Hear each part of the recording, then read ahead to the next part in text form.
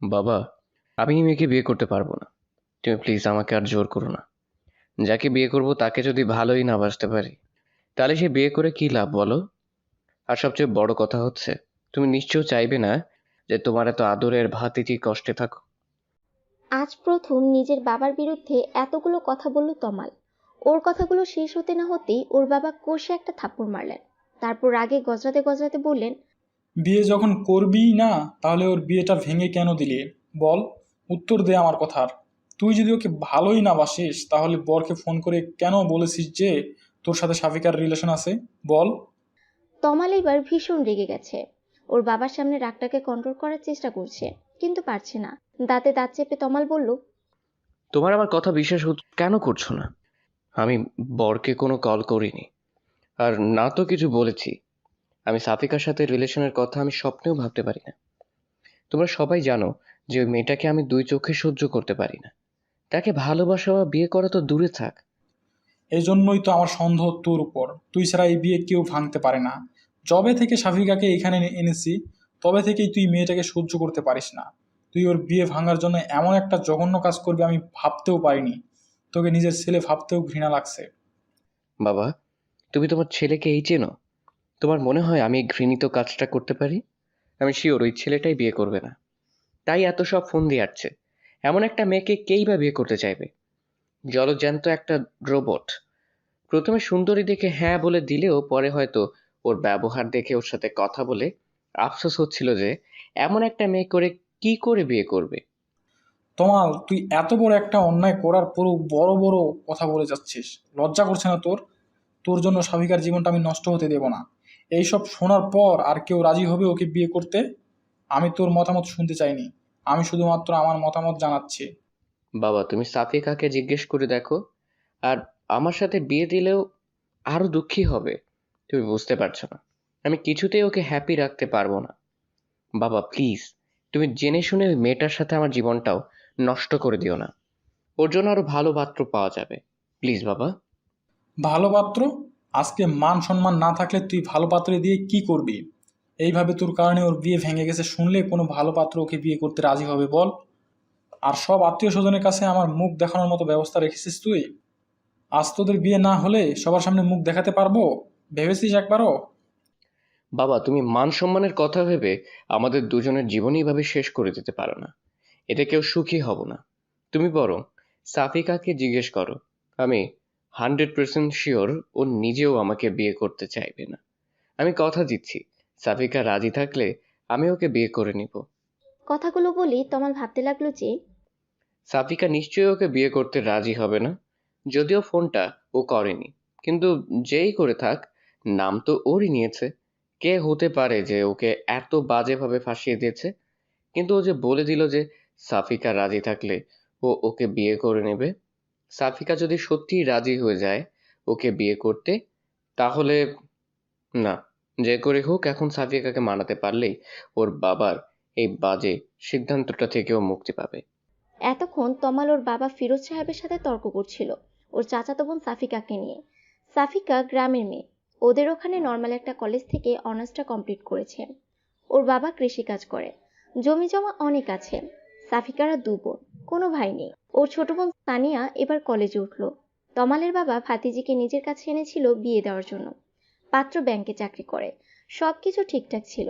কিন্তু কেন জানি তমাল সাফিকাকে দেখতেই পারতো না। এই কথাটা সবাই জানতো, কিন্তু আজ সাফিকার বিয়ে ছিল। হঠাৎ বরের বাবা ফোন করে জানায় যে তমাল নাকি ওনাদের ফোন করে জানিয়েছে যে সাফিকার সাথে তমালের সম্পর্ক ছিল। শুধু তাই নয়, তমাল নাকি এটাও জানিয়েছে যে সাফিকা প্রেগন্যান্ট। শেষের কথাটা এক কান দুই কান হতে হতে সবার কাছে পৌঁছে গেছে। সবাই এসব নিয়েই আলোচনা করছে। তমালের ভাষ্যমতে এই ফোনটাও করেনি, কিন্তু ওর বাবার বিশ্বাস যে এই ফোনটা ওই করেছে। তমাল ভীষণ রেগে আছে। নিজের বাবাই যেখানে ওকে বিশ্বাস করছে না, সেখানে অন্য কেউ ওকে কি করে বিশ্বাস করবে? সাফিকার উপরও রাগে ফেটে পড়ছে। সাফিকার মা কান্নাকাটি শুরু করে দিয়েছেন। গ্রামের সহজ সরল মানুষ, শহরে এসেছিল নিজের মেয়েকে ভালোভাবে বিয়ে দিতে, কিন্তু সেটা যে তাদের জীবনের বড় ভুল হবে তা ভাবতেই পারেনি। সবাই জানে যে এসব মিথ্যা, কিন্তু আত্মীয়দের মুখ কি করে বন্ধ করবে? সবাই সাফিকাকে ছিছি করছে। কয়দিনের জন্য চাচার বাড়ি এসেই চাচাতো ভাইয়ের সাথে এসব। সাফিকার বাবা খুব চিন্তা আছে। এক মেয়ের বিদায় নিয়ে যদি এত কিছু হয়ে যায়, তাহলে উনি ওনার ছোট মেয়ের বিয়ে দিবেন কি করে? তমালের গার্লফ্রেন্ড আছে, ওদের 4 বছরের রিলেশনশিপ। ওকে ছাড়া তমাল আর কাউকে বিয়ে করতে পারবে না। আর তাছাড়া গ্রামের সহজ সরল ন্যাকা টাইপের মেয়ে দেখলেই তমালের গা জ্বালা করে। এই কারণেই সাফিকাকে ওর পছন্দ নয়। সবসময় বাধ্য মেয়ের মতো সবার হুকুমের আশায় থাকে, যে যা বলে তা অক্ষরে অক্ষরে পালন করে। নিজস্বতা বলতে কিছুই নেই এই মেয়ের। আর তাকে নাকি ও ভালোবাসে। কথাগুলো ভাবতেই গা ঘিন ঘিন করে ওঠে তমালে। তমালরা 2 ভাই আর 1 বোন। ওর ভাই তুষার মাস্টার্স করছে, আর ছোট বোন তরি সানিয়ার সমান। সবে কলেজে উঠলো। তমালরা মাঝে মধ্যেই গ্রামে যেত। তবে সাফিকা এই প্রথম ওদের বাসায় এসেছিল। এর আগেও তমাল সাফিকাকে পছন্দ করতো না। কেমন যেন মরা মরা টাইপের মনে হয় সাফিকাকে ওর। হঠাৎ সাফিকার মায়ের কান্না বেড়ে গেল। সবার ছুটাছুটিও বেড়ে গেল। তমাল আর ওর বাবাও সেদিকে ছুটে গেল। সাফিকা ঘরের দরজা লাগিয়ে দিয়েছে। কারো বুঝতে বাকি রইল না যে ও কি করতে চলেছে। তমালের বাবা তমালকে শাসাতে লাগলো। যদি সাফিকার কিছু হয়ে যায়, আমি তোকে কখনো ক্ষমা করব না। আমি ভুলে যাব যে তুষার ছাড়া আমার আরেকটা ছেলে ছিল। তমাল সবার সাথে দরজায় ধাক্কা দিতে লাগলো আর বলতে লাগলো, সাবিকা, তুমি কি পাগল হয়ে গেছো? মানুষের কথায় নিজের জীবন কেন শেষ করতে চাচ্ছ তুমি? আমি বলছি দরজা খোলো। দেখো, তুমিও জানো আর আমিও জানি যে আমাদের মধ্যে কোনো সম্পর্ক নেই। তাহলে তুমি কেন নিজেকে শেষ করে দিতে চাইছো? টেস্ট করালেই তো সব প্রমাণ হয়ে যাবে। কিন্তু ভেতর থেকে কোনো সাড়া না পেয়ে সবাই আরো বেশি চিন্তা করতে লাগলো। সবাই দরজা ভাঙার প্রস্তুতি নিতে লাগলো। তমালের বাবা তখন বলতে লাগলেন, সাফিকা মামনি, তুই দরজা খোল। তমালই তোকে বিয়ে করবে। আমার বাড়ি থেকে তোর কোনো অসম্মান আমি হতে দেব না। আমি কথা দিচ্ছি, আজ থেকে তুই এ বাড়িতেই থাকবি। আমিও দেখব কে তোকে অসম্মান করে কথা বলে। আমি বেঁচে থাকতে কেউ তোকে একটা কথাও শোনাতে পারবে না। তমাল রাজি হয়েছে। ও বলেছে যে তুই রাজি থাকলেই ও তোকে বিয়ে করবে। আমাদের আর টেনশন বাড়াস না মা, দরজাটা খোল। ফিরোজ সাহেব কথাগুলো বলার সাথে সাথেই সাফিকা দরজা খুলে বের হয়ে আসলো। বউয়ের সাজে পুরো অপসরের মতো দেখতে লাগছে সাফিকাকে। এইরকম একটা মেয়ের বিয়েতেও যে এত কাহিনী হতে পারে তা কে জানতো। এতক্ষণ সবাই এটা নিয়ে কানাঘুষা করছিল যে তমালের মতো একটা ছেলে এমন একটা জঘন্য কাজ কি করে করতে পারলো, তাও আবার নিজেরই চাচাতো বোনের সাথে। আর এখন বিয়েও করতে চাইছে না, কি ছেলে রে বাবা। অথচ যখনই শুনেছে যে তমাল সাফিকাকে বিয়ে করতে রাজি হয়েছে, তখনই আবার বলতে শুরু করলো, দেখেছো আজকালের ছেলে মেয়েদের কাজকর্ম, পাপ করে আবার স্বীকারও করে। আরে ভাই, বিয়ে যখন করবি আগে জানালেই পারতি। পারিবারিক ভাবে বিয়ে দিয়ে দিত। এত নাটক করার কি দরকার ছিল? আসলে মানুষের কাজই হচ্ছে অন্যের সমালোচনা করা। কে কেমন তা না জেনেই সবাই মন্তব্য করা শুরু করে। ঘটনাটা আদৌ সত্য কিনা তা যাচাই করারও প্রয়োজনও বোধ করে না। সাফিকা বের হতেই ওর মা বাবা ওর কাছে ছুটে গেল। ওর মা কান্না করতে করতে ওকে জড়িয়ে ধরে বলল, মা, তুই আমাদের কথা না ভেবেই কি করতে যাচ্ছিলি? তুই যদি এমন করিস আমাদের কি হবে বল? তুই না আমাদের সাহসী কন্যা। আমি জানি মানুষের কথা তুই এমন কোনো কাজ করবি না। আমি কালকে তোকে গ্রামে নিয়ে যাব। তুই যা চাস তাই হবে। সাফিকা এক ফোঁটা কান্নাও করেনি। বরপক্ষ আসবে না শোনার পর থেকে চুপ হয়ে আছে। একটু আগেই ও যখন দেখলো যে ওর জন্য ওর চাচা নিজের ছেলের সাথে তর্ক করেছেন, তখন ব্যাপারটা ওর কাছে খুব খারাপ লাগছিল। তাই দরজা বন্ধ করেছিল একটু একা থাকার জন্য। কিন্তু সবাই যে উল্টাপাল্টা ভাববে ওটা ওর মাথাতেই আসেনি। ওর মায়ের থেকে নিজেকে ছাড়িয়ে নিয়ে সাফিকা বলল, মা, তোমরা কি ভাবছিলে বলো তো? আমি কেন সুইসাইড করব? আমি তো কোনো দোষ করিনি। যে দোষ করেছে শাস্তি তো তার বড় কথা। আর তোমার কি মনে হয় এখন গ্রামে গেলেই সব ঠিক হয়ে যাবে? এই খবরটা কি গ্রামে পৌঁছায়নি? সমস্যা থেকে পালালেই তা সমাধান হয়ে যায় না, সমস্যাকে মোকাবেলা করতে হয়। এটা আমার জীবন, আমার সমস্যা, তাই সমাধানটাও আমাকেই খুঁজতে হবে। তোমরা একদম চিন্তা করো না। সাফিকার মুখে এমন কথা শুনে নিন্দুকেরা আরো কানাঘুষা শুরু করে দিল। কিন্তু সাফিকার সেদিকে কোনো ভ্রুক্ষেপ নেই। ও সোজা তমালের সামনে গিয়ে দাঁড়ালো। সাফিকার মাত্র বলা কথাগুলো শুনে তমাল যেন হাঁ হয়ে গেছে। ও কল্পনাও করতে পারেনি যে সাফিকা এত সুন্দর করে গুছিয়ে কথা বলতে পারে। তমাল এটা ভেবে খুশি হলো যে সাফিকা নিশ্চয়ই খুব বুদ্ধিমতী একটা মেয়ে হবে। আর ও নিশ্চয়ই নিজের জীবন নষ্ট করার জন্য তমালকে বিয়ে করতে চাইবে না। কারণ ফোনটা তমাল না করে থাকলেও সবাই জানে যে ফোনটা ওই করেছিল। সে অনুযায়ী ওর মতো একটা ছেলেকে সাফিকা নিশ্চয়ই বেছে নিবে না বিয়ে করার জন্য। ওর জীবনের সমস্যা ও নিজেই সলভ করবে। কিন্তু সাফিকা ওর দিকে যত এগিয়ে আসছে তমালের হার্টবিট ততই বাড়ছে। সাফিকাকে ও একটা নরম মেয়ে ভেবেছিল, কিন্তু ও তো একটা সাহসী মেয়ে বলেই মনে হচ্ছে এখন। সাফিকা তমালের একদম সামনে এসে থেমে গেল। তমাল ভাবছে যে এইবার হয়তো সাফিকা ওকে একটা থাপ্পড় দিয়ে জানতে চাইবে যে ও ওর সাথে এমনটা কেন করলো? কিন্তু সাফিকা ওকে অবাক করে দিয়ে জিজ্ঞেস করলো, আপনি কি সত্যি আমাকে বিয়ে করতে রাজি হয়েছেন? সাফিকার মুখ থেকে কথাটা শুনে তমাল কি বলবে বুঝে উঠতে পারছে না। আজ প্রথম সাফিকার এমন ব্যবহার দেখে এমনিতে বিস্মিত হয়ে গেছে ও। তার উপর আবার ওকে জিজ্ঞেস করছে বিয়ে করতে রাজি হয়েছে কিনা। মেয়েটি আসলে কি চাইছে বুঝতে পারছে না তমাল। সাফিকা সবার সামনে ওকে এমন ভাবে কথাটা জিজ্ঞেস করছে যেন ও নিজেও এটা চাচ্ছিল। তমালকে চুপ থাকতে দেখে সাফিকা আবার বলল, দেখুন, আমি আপনাকে জোর করছি না। আপনি যদি সত্যি আমাকে বিয়ে করতে চান, আমার কোনো আপত্তি নেই।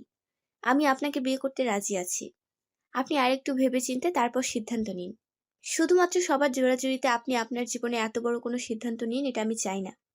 আমি আবারও জানতে চাচ্ছি, আপনি কি সত্যি আমাকে বিয়ে করতে চান? তমাল রাগে ফুঁসতে ফুঁসতে বলল, তুমি তো রাজি হবেই। আমার তো মনে হয় যে এসব কিছুর পেছনে তোমারই হাত আছে। এক মিনিট, সত্যি তো এসব তোমার প্ল্যান নয়? না মানে, আমাকে বিয়ে করার জন্য তুমি এসব করনি তো? আমার তো এখন তোমাকেই সন্দেহ হচ্ছে। আমার পুরো পরিবারকে বশ করে নিয়ে আমাকেই তাদের কাছে খারাপ বানাচ্ছো।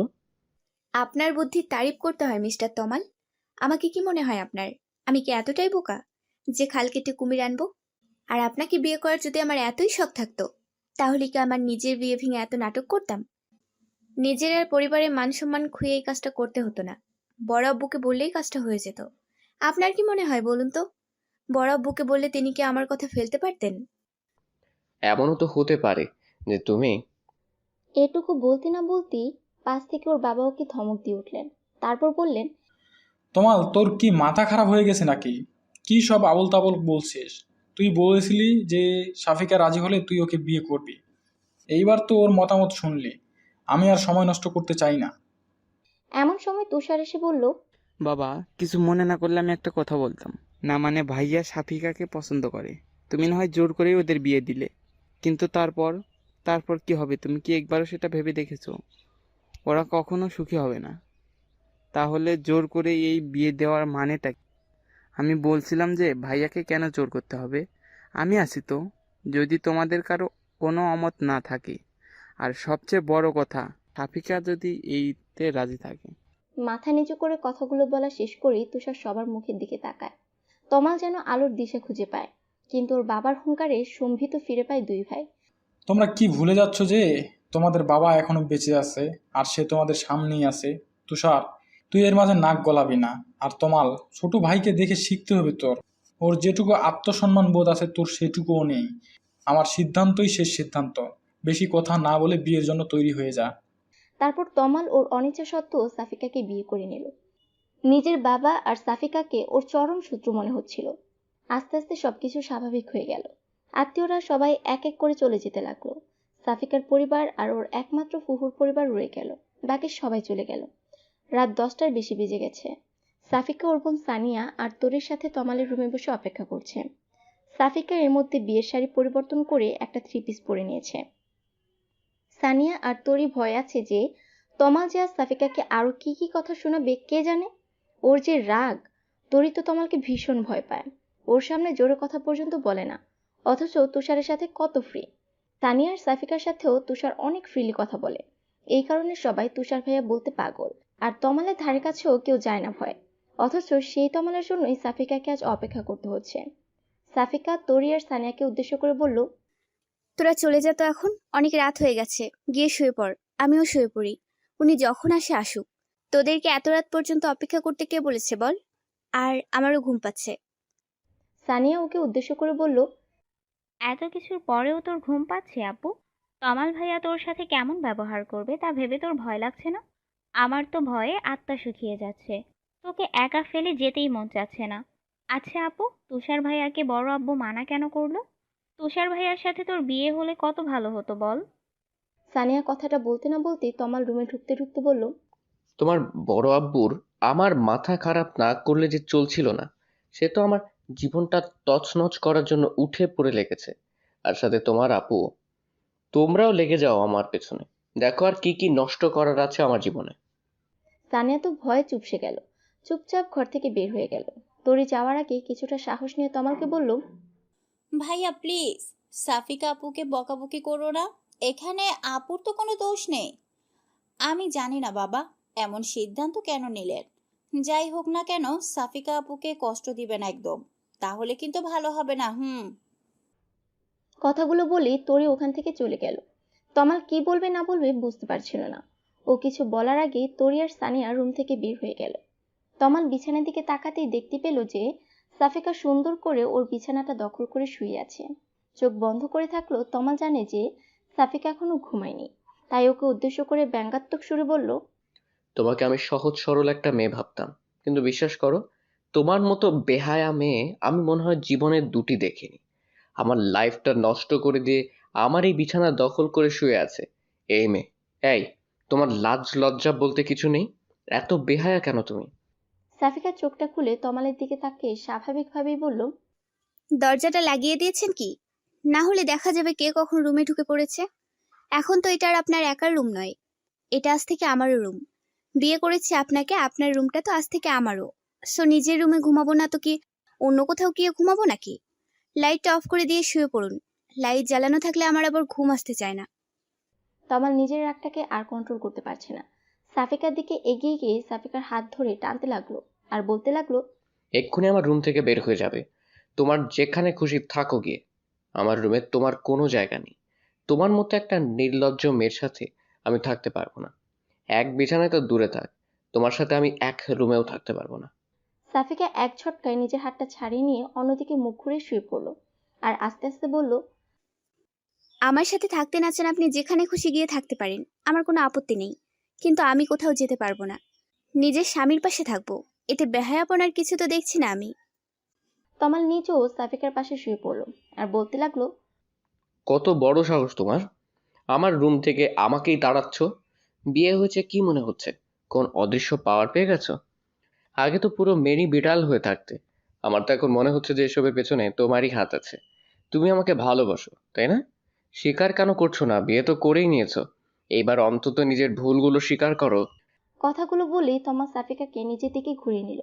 তারপর সাফিকার চিবুকটা হাত দিয়ে ধরে বলতে লাগলো, এত তেজ কোথায় ছিল বলো তো?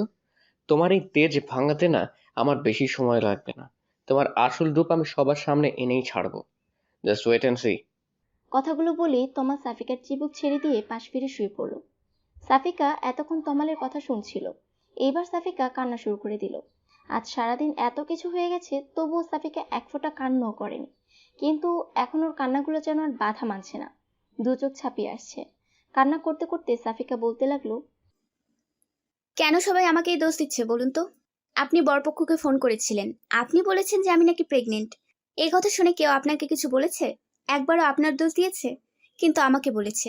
সবাই বলেছে যে আমি একটা দুশ্চরিত্রা মেয়ে, যে কিনা চাচার বাড়িতে দুদিনের জন্য এসে নিজেকে কন্ট্রোল করতে পারেনি। এমনকি আরো কি কি বাজে কথা বলেছে যা আমি ভাষায় প্রকাশ করতে পারবো না। কিন্তু আপনাকে কেউ বলেছে দুশ্চরিত্র? কেউ বলেছে যে ছেলেটা নিজেকে সামলাতে পারেনি? বলেনি। কারণ আপনি ছেলে। ছেলেরা নাকি এমনই হয়, কিন্তু মেয়েদের নাকি মানিয়ে চলতে হয়। আমার শুধু বিয়েটা ভাঙেনি, আমার সম্মান, আমার বাবা মায়ের সম্মান সবকিছু আপনি ধুলে মিশিয়ে দিয়েছেন। তারপরেও আমি আপনাকে বিয়ে করেছি শুধুমাত্র আমার বাবা মায়ের মুখের দিকে তাকিয়ে। আমার মা বাবা নিজের মান সম্মান বাঁচাতে আমাকে এখানে নিয়ে এসেছিল, কিন্তু কি লাভ হলো বলুন? সেই মান সম্মান তো ধুলোর সাথে মিশে গেল। আমাকে বিয়ে দেওয়ার জন্য এখানে কেন আনা হয়েছিল আপনি কি জানেন? তমাল এতক্ষণ সাফিকার কান্না করা দেখছিল আর মনোযোগ দিয়ে ওর কথাগুলো শুনছিল। মেয়েটা নিজের সব দুঃখ কষ্ট চেপে রেখে তমালকে বিয়ে করেছে, অথচ তমাল সেই তখন থেকে ওকেই দোষ দিয়ে যাচ্ছে। কিন্তু তমাল ফোন করেনি।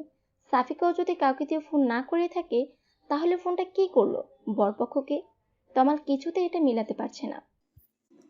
কি হলো এখন? এমন ভাঙা রেডিওর মতো থেমে গেলেন কেন? উত্তর দিন। আপনি জানেন না তাই না? এই বাসার প্রত্যেকটা মানুষ হয়তো জানে আমাকে এখানে কেন আনা হয়েছে, কিন্তু আপনি এখনো জানেন না। আপনি এত আজীব মানুষ কেন বলুন তো? কেউ আপনাকে জানায়নি নাকি আপনি নিজেই শোনার প্রয়োজন বোধ করেননি? এখনো কি জানতে চান না? তমাল বুঝতে পারছে না যে ওর কি বলা উচিত। এমন পরিস্থিতিতে ও এর আগে কখনো পড়েনি। আকাশ পরিমাণ রাগ নিয়ে রুমে ঢুকেছিল, অথচ এখন মনে হচ্ছে সাফিকার কথাগুলো শুনে ওর সব রাগ গলে পানি হতে শুরু করেছে। এমন তো হওয়ার কথা ছিল না। সাফিকা এতবার ওকে প্রশ্ন করে যাচ্ছে, অথচ ও চুপ করে শুধু শুনেই যাচ্ছে। কথা বলতে যেন ভুলে গেছে ও। না শুনে কি উপায় আছে?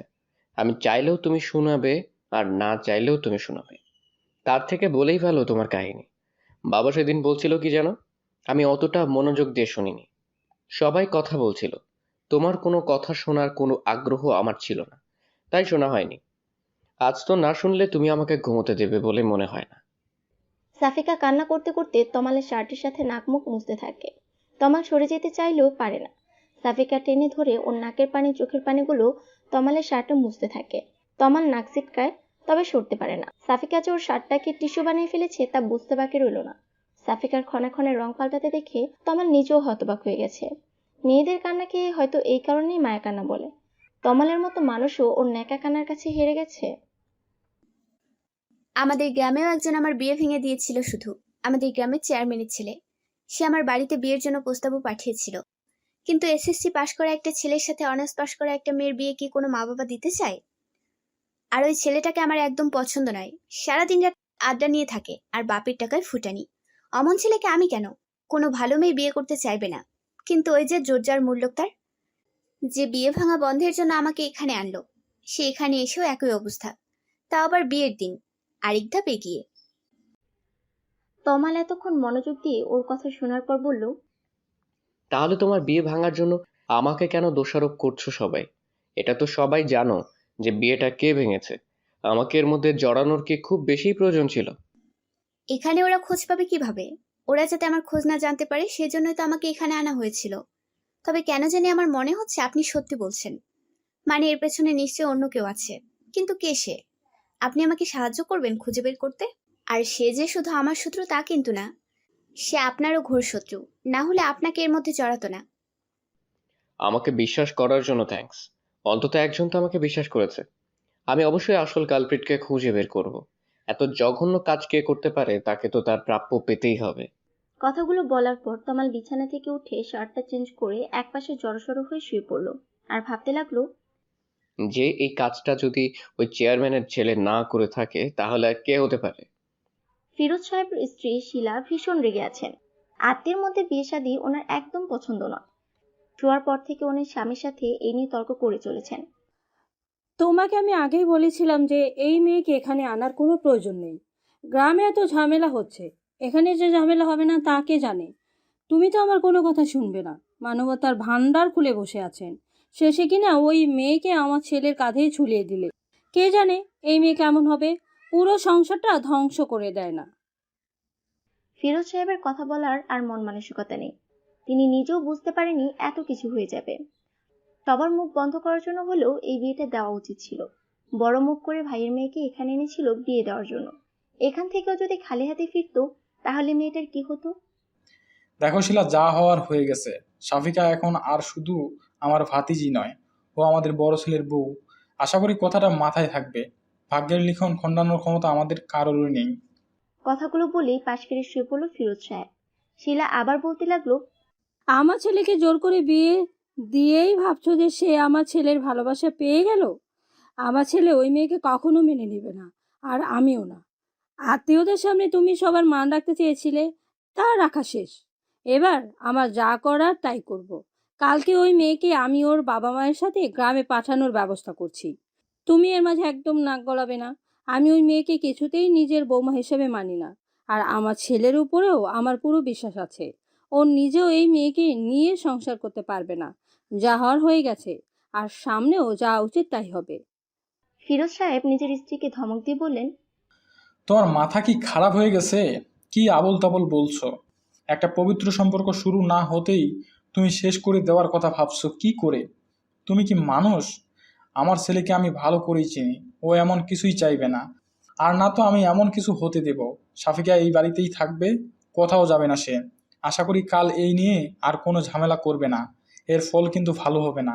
শিলা আরো কিছুক্ষণ বকবক করে থেমে গেলেন। স্বামীর সাথে যত ঝগড়াই করুক না কেন, সবার সামনে তার বিরুদ্ধে কথা বলার সাহস তার নেই। আর তার কথা ফিরোজ সাহেব শুনবে না জেনেও এতক্ষণ তর্ক করলো। তার ক্ষমতা থাকলে তো এই বিয়েটা হতেই দিত না। এসব ভেবে মনে মনে সাফিকা, ওর বাবা মা আর নিজের স্বামীকে গালাগালি করতে করতে ঘুমিয়ে পড়লেন শিলা। তুষার ছাদে গিয়ে একটার পর একটা সিগারেট শেষ করছে আর ভাবছে যে ওর মা আত্মীয়ের সাথে বিয়ে শাদী পছন্দ করে না বলে সাফিকাকে বিয়ে করার দুঃসাহস দেখাতে পারেনি। অনেকবার বলতে চেয়েও ওর বাবা মাকে বলতে পারেনি কথাটা। অথচ আজ ওরই ভাইয়ের সাথে বিয়ে হয়ে গেল। ওর মায়ের লজিক খাটলো না। অথচ নিজের পছন্দটাকেও বিসর্জন দিয়ে দিল। নিজের উপরে প্রচুর রাগ হচ্ছে এখন তুষারের। একবার ওর বাবাকে বলেই দেখতো, হয়তো ওর বাবা ব্যবস্থা করতো। কিন্তু আজ ওর বাবা ওর ইচ্ছে থাকা সত্ত্বেও তমালের সাথেই সাফিকার বিয়ে কেন দিল, সেটা ওর মাথায় আসছে না। তমাল তো সাফিকাকে মোটেও পছন্দ করে না, কিন্তু এখন তমাল যদি সাফিকার সাথে নাও থাকে তবুও তো ও সাফিকাকে পাবে না। ওর ভাগ্যটা কেন এত খারাপ হলো? সাফিকাকে এত করে মন থেকে চেয়েও ও নিজের করতে পারলো না, অথচ তমাল না চাইতেই সাফিকাকে পেয়ে গেল। যে যার কদর বোঝে না সে তার ভাগ্যেই কেন পড়ে? সাফিকা কি ভালো থাকবে তমালের সাথে? তমাল কি আদৌ ভালোবাসতে পারবে সাফিকাকে? অনেক রাত পর্যন্ত এসব ভাবতে থাকে তুষার। তমাল সকালে ঘুম থেকে উঠে ফ্রেশ হয়ে এসে দেখে যে সাফিকা তখনও ঘুমাচ্ছে। তরি এসে একবার ডেকে গেছে নাস্তা করার জন্য।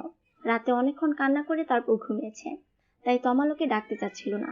কিন্তু আবার সানিয়া ডাকতে এসেছে, তাই অনিচ্ছা সত্ত্বেও তমাল সাফিকাকে আস্তে আস্তে ডাকতে লাগলো। সাফিকা সেদিকে যেন কোনো খেয়ালই নেই যে কেউ একজন ওকে ডাকছে। হঠাৎ চোখ খুলে তমালকে দেখতে পেয়ে লাফ দিয়ে ওঠে সাফিকা। তারপর চোখ কসলাতে কসলাতে বলতে থাকে, আপনি এখানে? ও সরি, আসলে ঘুম থেকে উঠে ভুলেই গিয়েছিলাম যে কাল আমাদের বিয়ে হয়েছে। তমাল রুম থেকে বের হওয়ার সময় বলতে লাগলো, ভাগ্যিস এটা ভুলে যাওনি যে কার সাথে বিয়ে হয়েছে। কিছু বললেন মনে হয়। না, বললাম যে ফ্রেশ হয়ে তাড়াতাড়ি চলে আসো, আর যেন কাউকে পাঠাতে না হয়। বাথরুমে ঢুকেই সাফিকার মনে পড়লো যে ওর সবকিছু তো তরি রুমে। সানিয়া, তরি আর ও এই কয়দিন একসাথেই থাকতো। তারপর ওই রুম থেকে বের হয়ে সাফিকা তরি রুমে চলে গেল। তমাল ডাইনিং টেবিলে গিয়ে দেখলো যে ওর ফুফুরা সবাই নাস্তা করতে বসেছে, বাড়ির বড়রা সবাই বসেছে, কিন্তু ওর মা আসেনি। তার নাকি মাথা ব্যথা করছে। তমাল বুঝতে পারলো যে ওর মা কেন আসছে না। ওর মাকে ওর চেয়ে ভালো আর কেউই জানে না হয়তো। ও না গেলে যে ওর মা আসবে না তা বুঝতে পেরে ও মাকে ডাকতে চলে গেল। ওর মায়ের রুমে ঢুকে খাবার খেতে যেতে বলতেই ওর মা বলতে লাগলো, তুইও তো শুধু তোর বাবার কথাই শুনবি, আমার কথার কি মূল্য আছে কারো কাছে? তোর বিয়ে নিয়ে আমার কত স্বপ্ন ছিল, সব শেষ করে দিলি তোরা। এখন আমাকে কেন লাগবে? যা, তোর বউয়ের কাছে যা, আমাকে ডাকতে হবে না। মা, আমাকে যেন আর কিছু বলতে না হয়। তাড়াতাড়ি চলো, সবাই অপেক্ষা করছে তোমার জন্য। ফুপুরা চলে যাবে, নাটক বাদ দিয়ে চলো। শিলা বিছানা থেকে উঠে বলল, আমি যাচ্ছি, তবে এই মেয়ে যেন আমার সামনে না আসে। ওই মেয়ের সাথে আমি এক বাড়িতে থাকতে পারবো না। ও যেন ওর বাবা মায়ের সাথে আজকে চলে যায়। তখন ফিরোজ সাহেব এসে বললেন, সাফিকা কোথাও যাবে না। তমাল যেখানে থাকবে সাফিকাও সেখানে থাকবে। তুমি যদি সাফিকাকে এই বাড়িতে না রাখতে চাও তাহলে তমালও থাকবে না। আমি ওদের বাসা ঠিক করে দিব। দেখছিস তো তোর বাবার কথা, নিজের ভাতিজির জন্য এখনই আমাকে তোর থেকে আলাদা করে দিতে চাইছে। আমি কিন্তু মা বাবা, তোমরা থামবে একটু? এখন এসব বলার সময় নয়। যা হওয়ার হয়ে গেছে। ধীরে সুস্থে বসে এসব নিয়ে আলোচনা করে সিদ্ধান্ত নেওয়া যাবে। এবার চলো। কথাগুলো বলে রুম থেকে বের হতেই দেখতে পেল যে সাফিকা দরজার সামনে দাঁড়িয়ে আছে। ওর চোখ থেকে টপ টপ করে পানি পড়ছে। তমালকে দেখে বলল, আপনাদেরকে ডাকতে এসেছিলাম। আসলে আসলে মা একটু শক পেয়েছে। এমন আচমকা এত কিছু হয়ে গেল, তুমি কিছু মনে করো না। চলো নাস্তা করে নাও। আসলে আমার খেতে ইচ্ছে হচ্ছে না। আপনারা খেয়ে নিন, আমার ক্ষুধা লাগলে খেয়ে নেব। বলেই ওখান থেকে দৌড়ে তরি রুমে চলে গেল সাফিকা। তমাল ওর পিছনে গিয়ে বলতে লাগলো, তোমরা কি শুরু করলে বলো তো? সবাইকে আমাকেই পেয়েছো জ্বালানোর জন্য? আমাকে একটু বোঝার চেষ্টা করো। আমার মনের উপর দিয়ে কি ঝড় যাচ্ছে তা কাকে বোঝাবো? সবাই তো নিজেকে নিয়ে ব্যস্ত। তমালের কথা শুনে সাফিকা দৌড়ে গিয়ে ওকে জড়িয়ে ধরলো। তারপর বলতে লাগলো, আপনার স্ত্রী হিসেবে না হোক, অন্তত কাজিন হিসেবে হলেও আমাকে আপাতত এখানে থাকতে দিন প্লিজ। আমি এখন ওই গ্রামে যেতে পারবো না। ওখানে গেলে ওই রিমনের অত্যাচার। আমি বাড়ি থেকে বের পর্যন্ত হতে পারি না। আর এখন তো আরো বেশি করে আমার পেছনে লাগবে, বলবে যে বাইরে এসেও আমার বিয়ে হলো না। তমাল এমনিতেই অনেক চিন্তায় আছে, তারপর আবার ওর মায়ের নতুন ঝামেলা। ওর গার্লফ্রেন্ড রিয়াকে ব্যাপারটা কি করে বোঝাবে সে চিন্তায় ও অস্থির। আর এদিকে সাফিকা আর ওর মায়ের ঝামেলা। রিয়াকে ছাড়া ও অন্য কোনো মেয়ের কথা স্বপ্নেও ভাবতে পারে না। এখন এসব সামলাবে নাকি রিয়াকে? সাফিকাকে নিজে থেকে ছাড়িয়ে নিয়ে তমাল বলল, দেখো সাফিকা, এসব ন্যাকা কান্না আমার কাছে করবে না। চুপচাপ খেতে চলো। এসব মায়া কান্না আমার কাছে চলবে না। রাতে অনেক কেঁদেছো, কিছু বলিনি। আর কিন্তু এসব চলবে না। এখানে থাকতে চাইলে আমার কথা মেনে থাকতে হবে। সাফিকা চোখ মুছে বলল, আমি পারবো। এখানে থাকার জন্যই তো আমি এতদিন চুপ ছিলাম। আবার না হয় সেই রোবট হয়ে যাব। যে যা বলবেন তাই শুনবো। চাচি যেভাবে বলবে আমি সেভাবেই থাকবো। অন্তত যে পর্যন্ত ওখানে ঠিকঠাক না হয় সে পর্যন্ত আমাকে থাকতে দিলেই হবে। রিমন 5-6 বছরের জন্য বিদেশ ছিল বলে আমি শান্তিতে ছিলাম। কয়েক মাস হলো দেশে এসেছে, তাতে আমার জীবনের খুশিগুলো শেষ হয়ে গেছে। ওই ছেলে থাকতে আমি আর গ্রামে যাচ্ছি না। আবার হয়তো বিদেশে চলে যাবে, তখন আমি আবার গ্রামে চলে যাব, কথা দিচ্ছি। আর আমি কখনো আমাকে ভালোবাসার জন্য আপনাকে জোর করব না। আপনি মন থেকে কোনোদিন ভালোবাসলে তবেই। এক্সকিউজ মি, দিবা স্বপ্ন দেখা বাদ দাও। থাকতে দিয়েছি বলে অন্য কিছু ভাবার দরকার নেই। ফালতু কথা শোনার সময় আমার নেই। চুপচাপ খেতে চলো। কথাগুলো বলে তমা সাফিকার মুখের দিকে তাকাতেই দেখতে পেল যে সাফিকার মুখটা বিষাদে ছেয়ে গেছে। ও হয়তো একটু বেশি বলে দিয়েছে, কিন্তু ও যে প্রেশারের মধ্যে আছে তাতে চাইলেও ভালো করে কথা বলতে পারছে না। সাফিকার কি করবে আর রিয়ারি বা কি করবে ও কিছুই বুঝতে পারছে না। একদিকে নিজের ভালোবাসা আর অন্যদিকে নিজের দায়িত্ব, যার এখন কোন একজনের সাপোর্ট দরকার। আর সেই একজন ওকেই হতে হবে, না হলে মেয়েটা ভেঙে টুকরো হয়ে যাবে। কোন দিকে যাবে তমাল? সাফিকার বাবা মা চলে যাবে জন্য ওর মনটা খুব খারাপ। ও সবার সাথে বসে গল্প করছে, একটু পরে চলে যাবে ওনারা। তরি দেখলো যে তমাল ওর রুমেই আছে। ও রুমে ঢুকতে ঢুকতে তমালকে উদ্দেশ্য করে বলল, ভাইয়া আসবো? তোমার সাথে তো কথাই বলা যায় না, ভয় লাগে। কিন্তু আজকে তোমাকে কিছু কথা বলতে চাই। দেখো, আমি কিন্তু সেই ছোট্ট তরি নেই, বড় হয়ে গেছি। আমি এখন কলেজে পড়ি, তাই আমার কথাগুলো তোমাকে শুনতেই হবে। নিজের ছোট বোনের মুখে এমন কথা শুনে তমাল হেসে দেয়। তারপর বলতে থাকে, তা আমার ছোট্ট বোনটা আমাকে ভয় পেতে শুরু করলো কবে থেকে? তাই তো বুঝতে পারছি না। সে আবার কলেজে উঠে বড়ও হয়ে গেছে। তা আমার বুড়ি দাদিটা আমাকে কি উপদেশ দিতে এসেছে শুনি? তরি নিজের ভাইয়ের পাশে বসে বলল, দেখো ভাইয়া, তোমাকে আগেও বলেছি যে আমাকে বুড়ি দাদি বলবে না।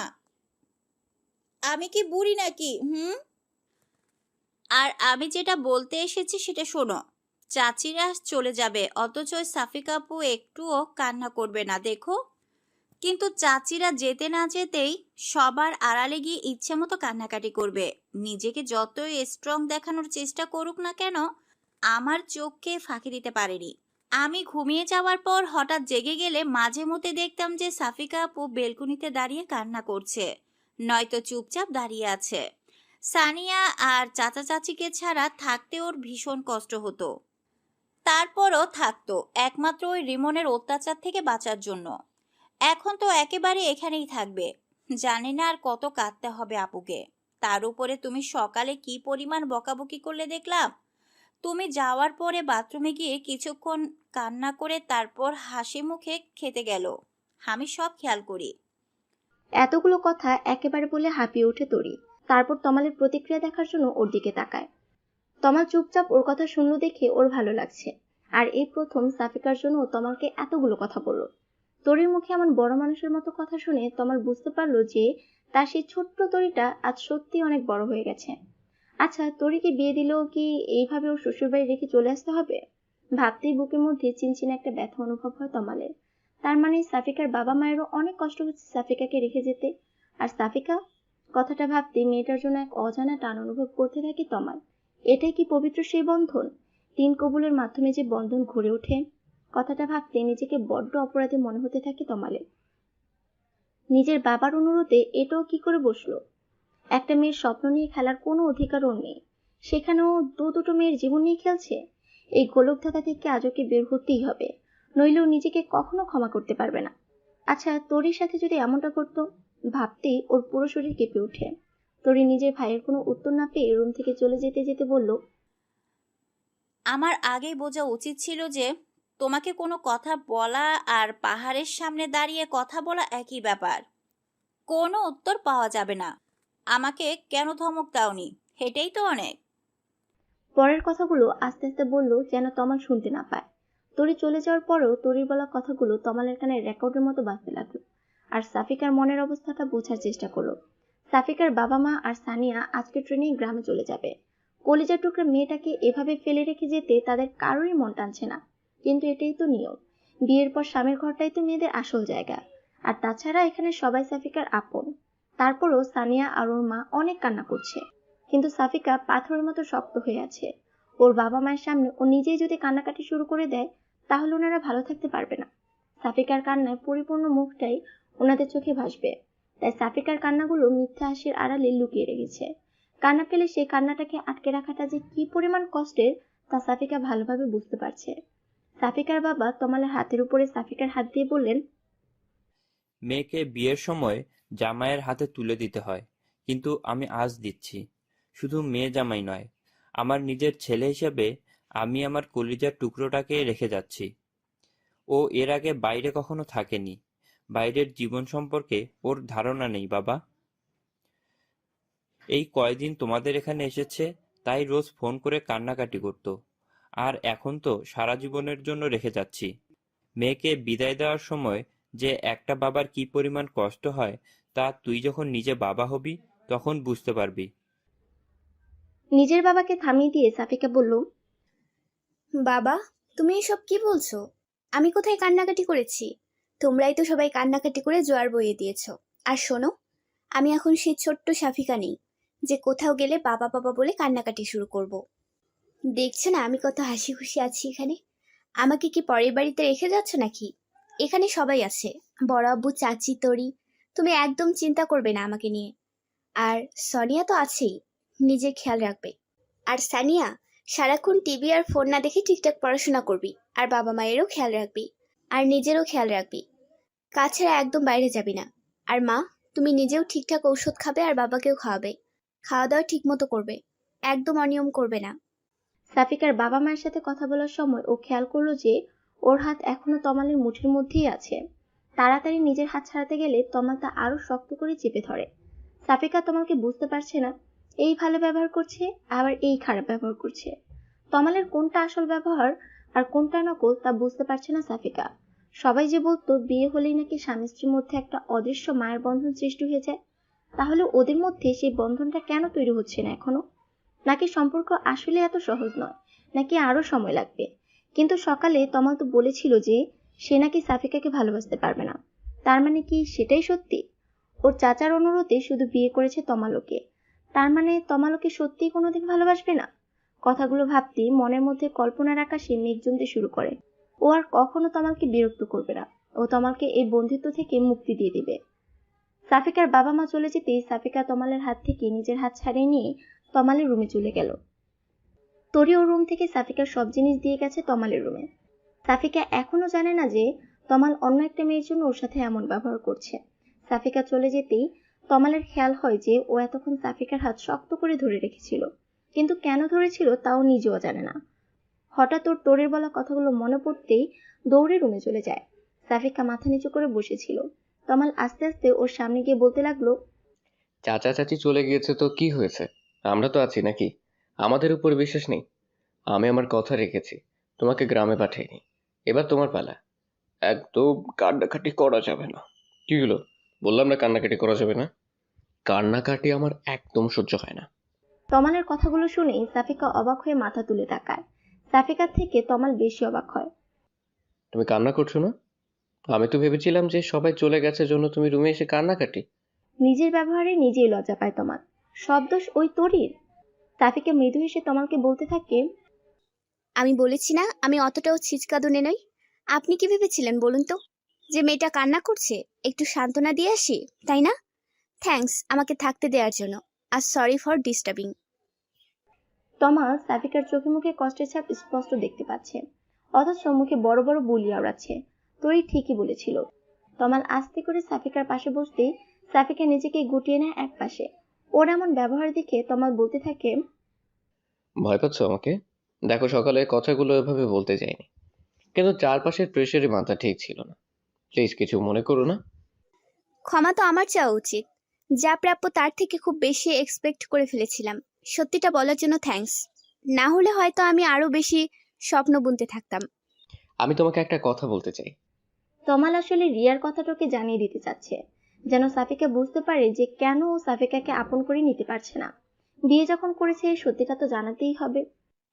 আমাকে আর কিছু বলতে হবে না, আমি জানি আপনি কি বলতে চাইছেন। চিন্তা করবেন না, আমি আপনাকে আর কখনো বিরক্ত করব না। আমাকে থাকতে দিয়েছেন, এটাই আমার জন্য অনেক। আমি কথা দিচ্ছি, চলে যাওয়ার সময় আপনি যা চাচ্ছেন তা পেয়ে যাবেন। সাফিকার কথায় তমাল চমক ভেঙে বলল, কিসের যাওয়ার কথা বলছো তুমি? আর আমি কি চাচ্ছি? কি দেবে তুমি আমাকে? এসব কি বলছো তুমি আবোল তাবোল? আবোল তাবোল কেন বলবো? জোর করে আর যাই হোক না কেন কোনো মিথ্যা সম্পর্ক টিকিয়ে রাখা যায় না। আমাদের সম্পর্কটা বাইরের দিক থেকে সত্য হলেও ভেতরের দিক থেকে পুরোটাই মিথ্যা। আমি বুঝতে পারিনি যে পরিস্থিতি এতটা খারাপ হবে।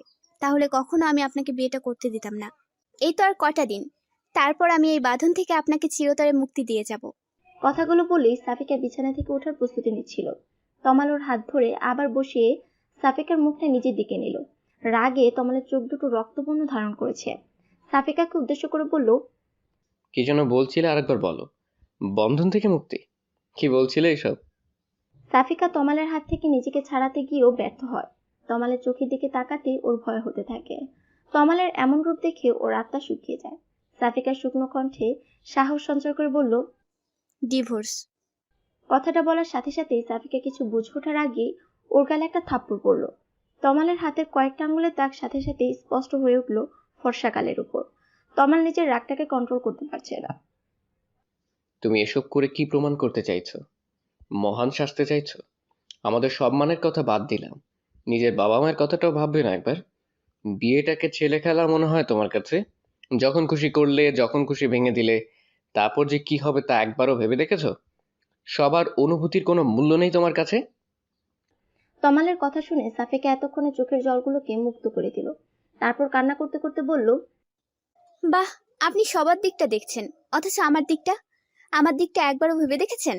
সবাইকে খুশি রাখবো, আর দিন শেষে আমার কি হবে? আমার খুশিগুলো, নিজের খুশি বিসর্জন দিয়ে অন্যকে খুশি রাখার মানে জানেন? সবাইকে ধোঁকা দেয়া। যেদিন তারা সত্যিটা জানতে পারবে সেদিন তারা কি নিজেকে ক্ষমা করতে পারবে? অভিনয় আপনি করতে পারলেও আমি পারবো না। আমি চাই না আমার জন্য কারো লাইফ নষ্ট হোক। আর এতে শুধু আমার নয়, আপনারই বেশি ভালো। আপনি আপনার ইচ্ছে মতো মুক্ত জীবনযাপন করতে পারবেন। তুমি আবারও সেই কথা বলছো। আমি তোমার সাথে আমার সম্পর্কটাকে হ্যান্ডেল করতে চাইছি, আর তুমি সব বিগড়ে দিতে চাইছো। আমার কথাটা তো আগে শুনবে নাকি? নিজের খুশি দিয়ে সব সময় সবকিছু বিচার করা যায় না। মাঝে মধ্যে নিজের খুশিটাকে বিসর্জন দিতে হয়। এটাই তো জীবন। কিন্তু আমি চাই না আমার জন্য আপনার লাইফ। এটুকু বলতেই তমাল সাফিকাকে থামিয়ে দিয়ে বলল, নেক্সট টাইম এ ধরনের কথা যেন না শুনি। আমাকে একটু বোঝার চেষ্টা করো, তাহলে নেক্সট টাইম আর এমনটা হবে না। Sorry for that. আমাকে আর কখনো রাগাবে না, আমি নিজেকে কন্ট্রোল করতে পারি না। কথাগুলো বলেই বিষণ্ণ মনে রুম থেকে বের হয়ে যায় তমাল। সাফিকাকে মারাটা ঠিক হয়নি, কিন্তু রাগ কন্ট্রোল করতে পারছিল না তমাল। সবাই কত আশা করে আছে যে তমাল সাফিকার খেয়াল রাখবে, আর ওই মেয়েটা দুলান বেশি বুঝে, যার কারণে এমনটা হয়ে গেল। তমালের নিজের উপরই প্রচুর রাগ হচ্ছে। তমাল চলে যেতেই গালে হাত দিয়ে বসে থাকে সাফিকা। তমাল ওর সাথে কেন এমন করছে? না তো ওকে সহজে গ্রহণ করছে, আর না তো বর্জন করতে চাইছে। তমাল আসলে কি চায় বুঝতে পারে না সাফিকা। একজন মানুষের এত দ্রুত মুড সুইং হয় কিভাবে, তা সাফিকার মাথায় আসে না। ঘুমাতে যাওয়ার আগে তমাল ভাবলো যে রিয়ার সাথে একবার কথা বলা উচিত। কাল রাত থেকে একবারও কথা বলেনি। মেয়েটা এতবার ফোন করেছে, কিন্তু ফোন ধরে তমাল কি বলবে তাই বুঝতে পারছে না। তারপরও কিছুটা দ্বিধা নিয়েই রিয়াকে কল করলো। রিয়া কল রিসিভ করে যা বললো তা শোনার জন্য তমাল মোটেও প্রস্তুত ছিল না। বাহ তমাল, বিয়ে করে বউ নিয়ে খুব মজা করছো তাই না? আমাকে একবার জানানোর প্রয়োজন মনে করলে না? অবশ্য আমাকে জানালে তো আর তোমার মনের আশা কখনো পূর্ণ হতো না। রিয়া, তুমি এসব কি বলছো? আমি বিয়ে করেছি এ কথা তুমি কি করে জানলে? কেন আমাকে জানাতে চেয়েছিলে না নাকি? দুজনের জীবন নষ্ট করার ধান্দায় ছিলে মনে হয়, বাট তোমার সে আশাটা আর কোনোদিন পূর্ণ হবে না। আমি সবটা জেনে গেছি। তুমি এতটা নীচ প্রকৃতির ছেলে তা আমার জানা ছিল না। আর তোমার চাচাতো বোনটাও তোমার মতে ফার্স্ট, যেমন যেমন তেমন তেমন। তোমাদের জুটিটা বাংলাদেশের বেস্ট জুটি হওয়ার দরকার ছিল। দুশ্চরিত্র ছেলের জন্য একটা দুশ্চরিত্র মেয়ে পারফেক্ট। তমাল এবার প্রচুর রেগে যায়।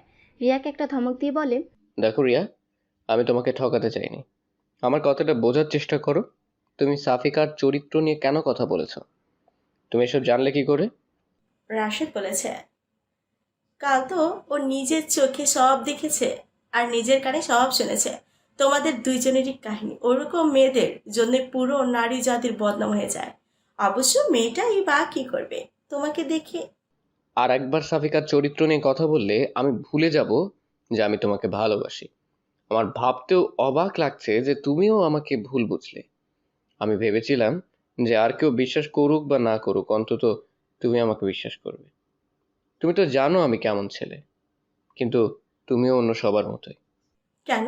তুমি কি ভেবেছিলে তুমি একটা মেয়ের সাথে নোংরামি করবে, তারপর কাহিনী করে তাকে বিয়ে করবে, আর আমি তোমাকে সাদরে গ্রহণ করে নেব? এমনটা ভেবেছিলে তাই তো? কিন্তু তোমার সেই আশায় ঘুরে বালি। আজকের পর থেকে আমার সাথে যোগাযোগ করার কথা স্বপ্নেও ভাববে না। তোমার মতো ছেলের সাথে কথা বলাও পাপ। কথাগুলো বলেই খট করে কলটা কেটে দেয় রিয়া। রাশেদ জানে যে তমাল কেমন ছেলে, তারপরেও ও রিয়াকে এসব কথা কি করে বলতে পারলো? কালকে রাশেদকে বলাই ভুল হয়েছিল, কিন্তু রাশেদ বলল আর রিয়া সেটা বিশ্বাস করে নিল। এই চিনেছে রিয়া ওকে। ও ভেবেছিল যাকে এত ভালোবাসে সে অন্তত ওকে বুঝবে, কিন্তু রিয়া ওকে ভুল বুঝলো। এতদিনে ও কাকে ভালোবেসেছে? ওর ভালোবাসা কি মিথ্যা ছিল? অন্তত আসল ঘটনাটা কি সেটা শুনে তারপর জাজ করতো তমালকে। কিন্তু ও রাশেদের মুখে শোনা কথাটাকে বেশি গুরুত্ব দিল। রাগটাকে কন্ট্রোল করতে না পেরে হাতের ফোনটাই ছুঁড়ে ফেলে দিল। তা ছাদের উপরে পড়তে ভেঙে ব্যাটারি আর কভারগুলো ছড়িয়ে ছিটিয়ে পড়লো চারদিকে। তারপর ভাঙা ফোনটাকে ওখানেই ফেলে রেগে ছাদ থেকে নিজের রুমের দিকে পা বাড়ালো। রাত হলে সব কথা যেন বেশি করে মনে পড়তে থাকে। এখন যেমন সাফিকার ওর বাড়ির কথা মনে পড়ছে খুব, সানিয়ার সাথে করা খুনসুটি, ওর মা বাবার সাথে মজা করা, গ্রামের মুক্ত পরিবেশে ঘুরে বেড়ানো, সব স্মৃতিরা যেন ভিড় করেছে। এসব ভাবতেই চোখের কোণা থেকে কয়েক ফোঁটা জল গড়িয়ে পড়লো। ঘুম যেন আসতেই চাইছে না। তারপর একা রুমে আরো খারাপ লাগছে। তরির ওখানে গিয়েছিল, তাড়িয়ে দিল, বলল এখন থেকে রাতে ও রুমে নট এলাও। অথচ তমালও অনেকক্ষণ হলো কোথাও যেন বেরিয়ে গেল। মনে হলো খুব জরুরি কাজ আছে। তমাল রুমে এসে দেখলো যে সাফিকা ঘুমিয়ে পড়েছে। রিয়ার সাথে কথা বলে ভীষণ রেগে আছে তমাল। রুমে এসে সাফিকাকে দেখে ওর রাগটা দ্বিগুণ হয়ে গেল। যে মেয়েটার জন্য ওর জীবনে এত সমস্যা, সে আরামে ওর বিছানায় ঘুমোচ্ছে, এটা যেন ওর সহ্য হচ্ছে না।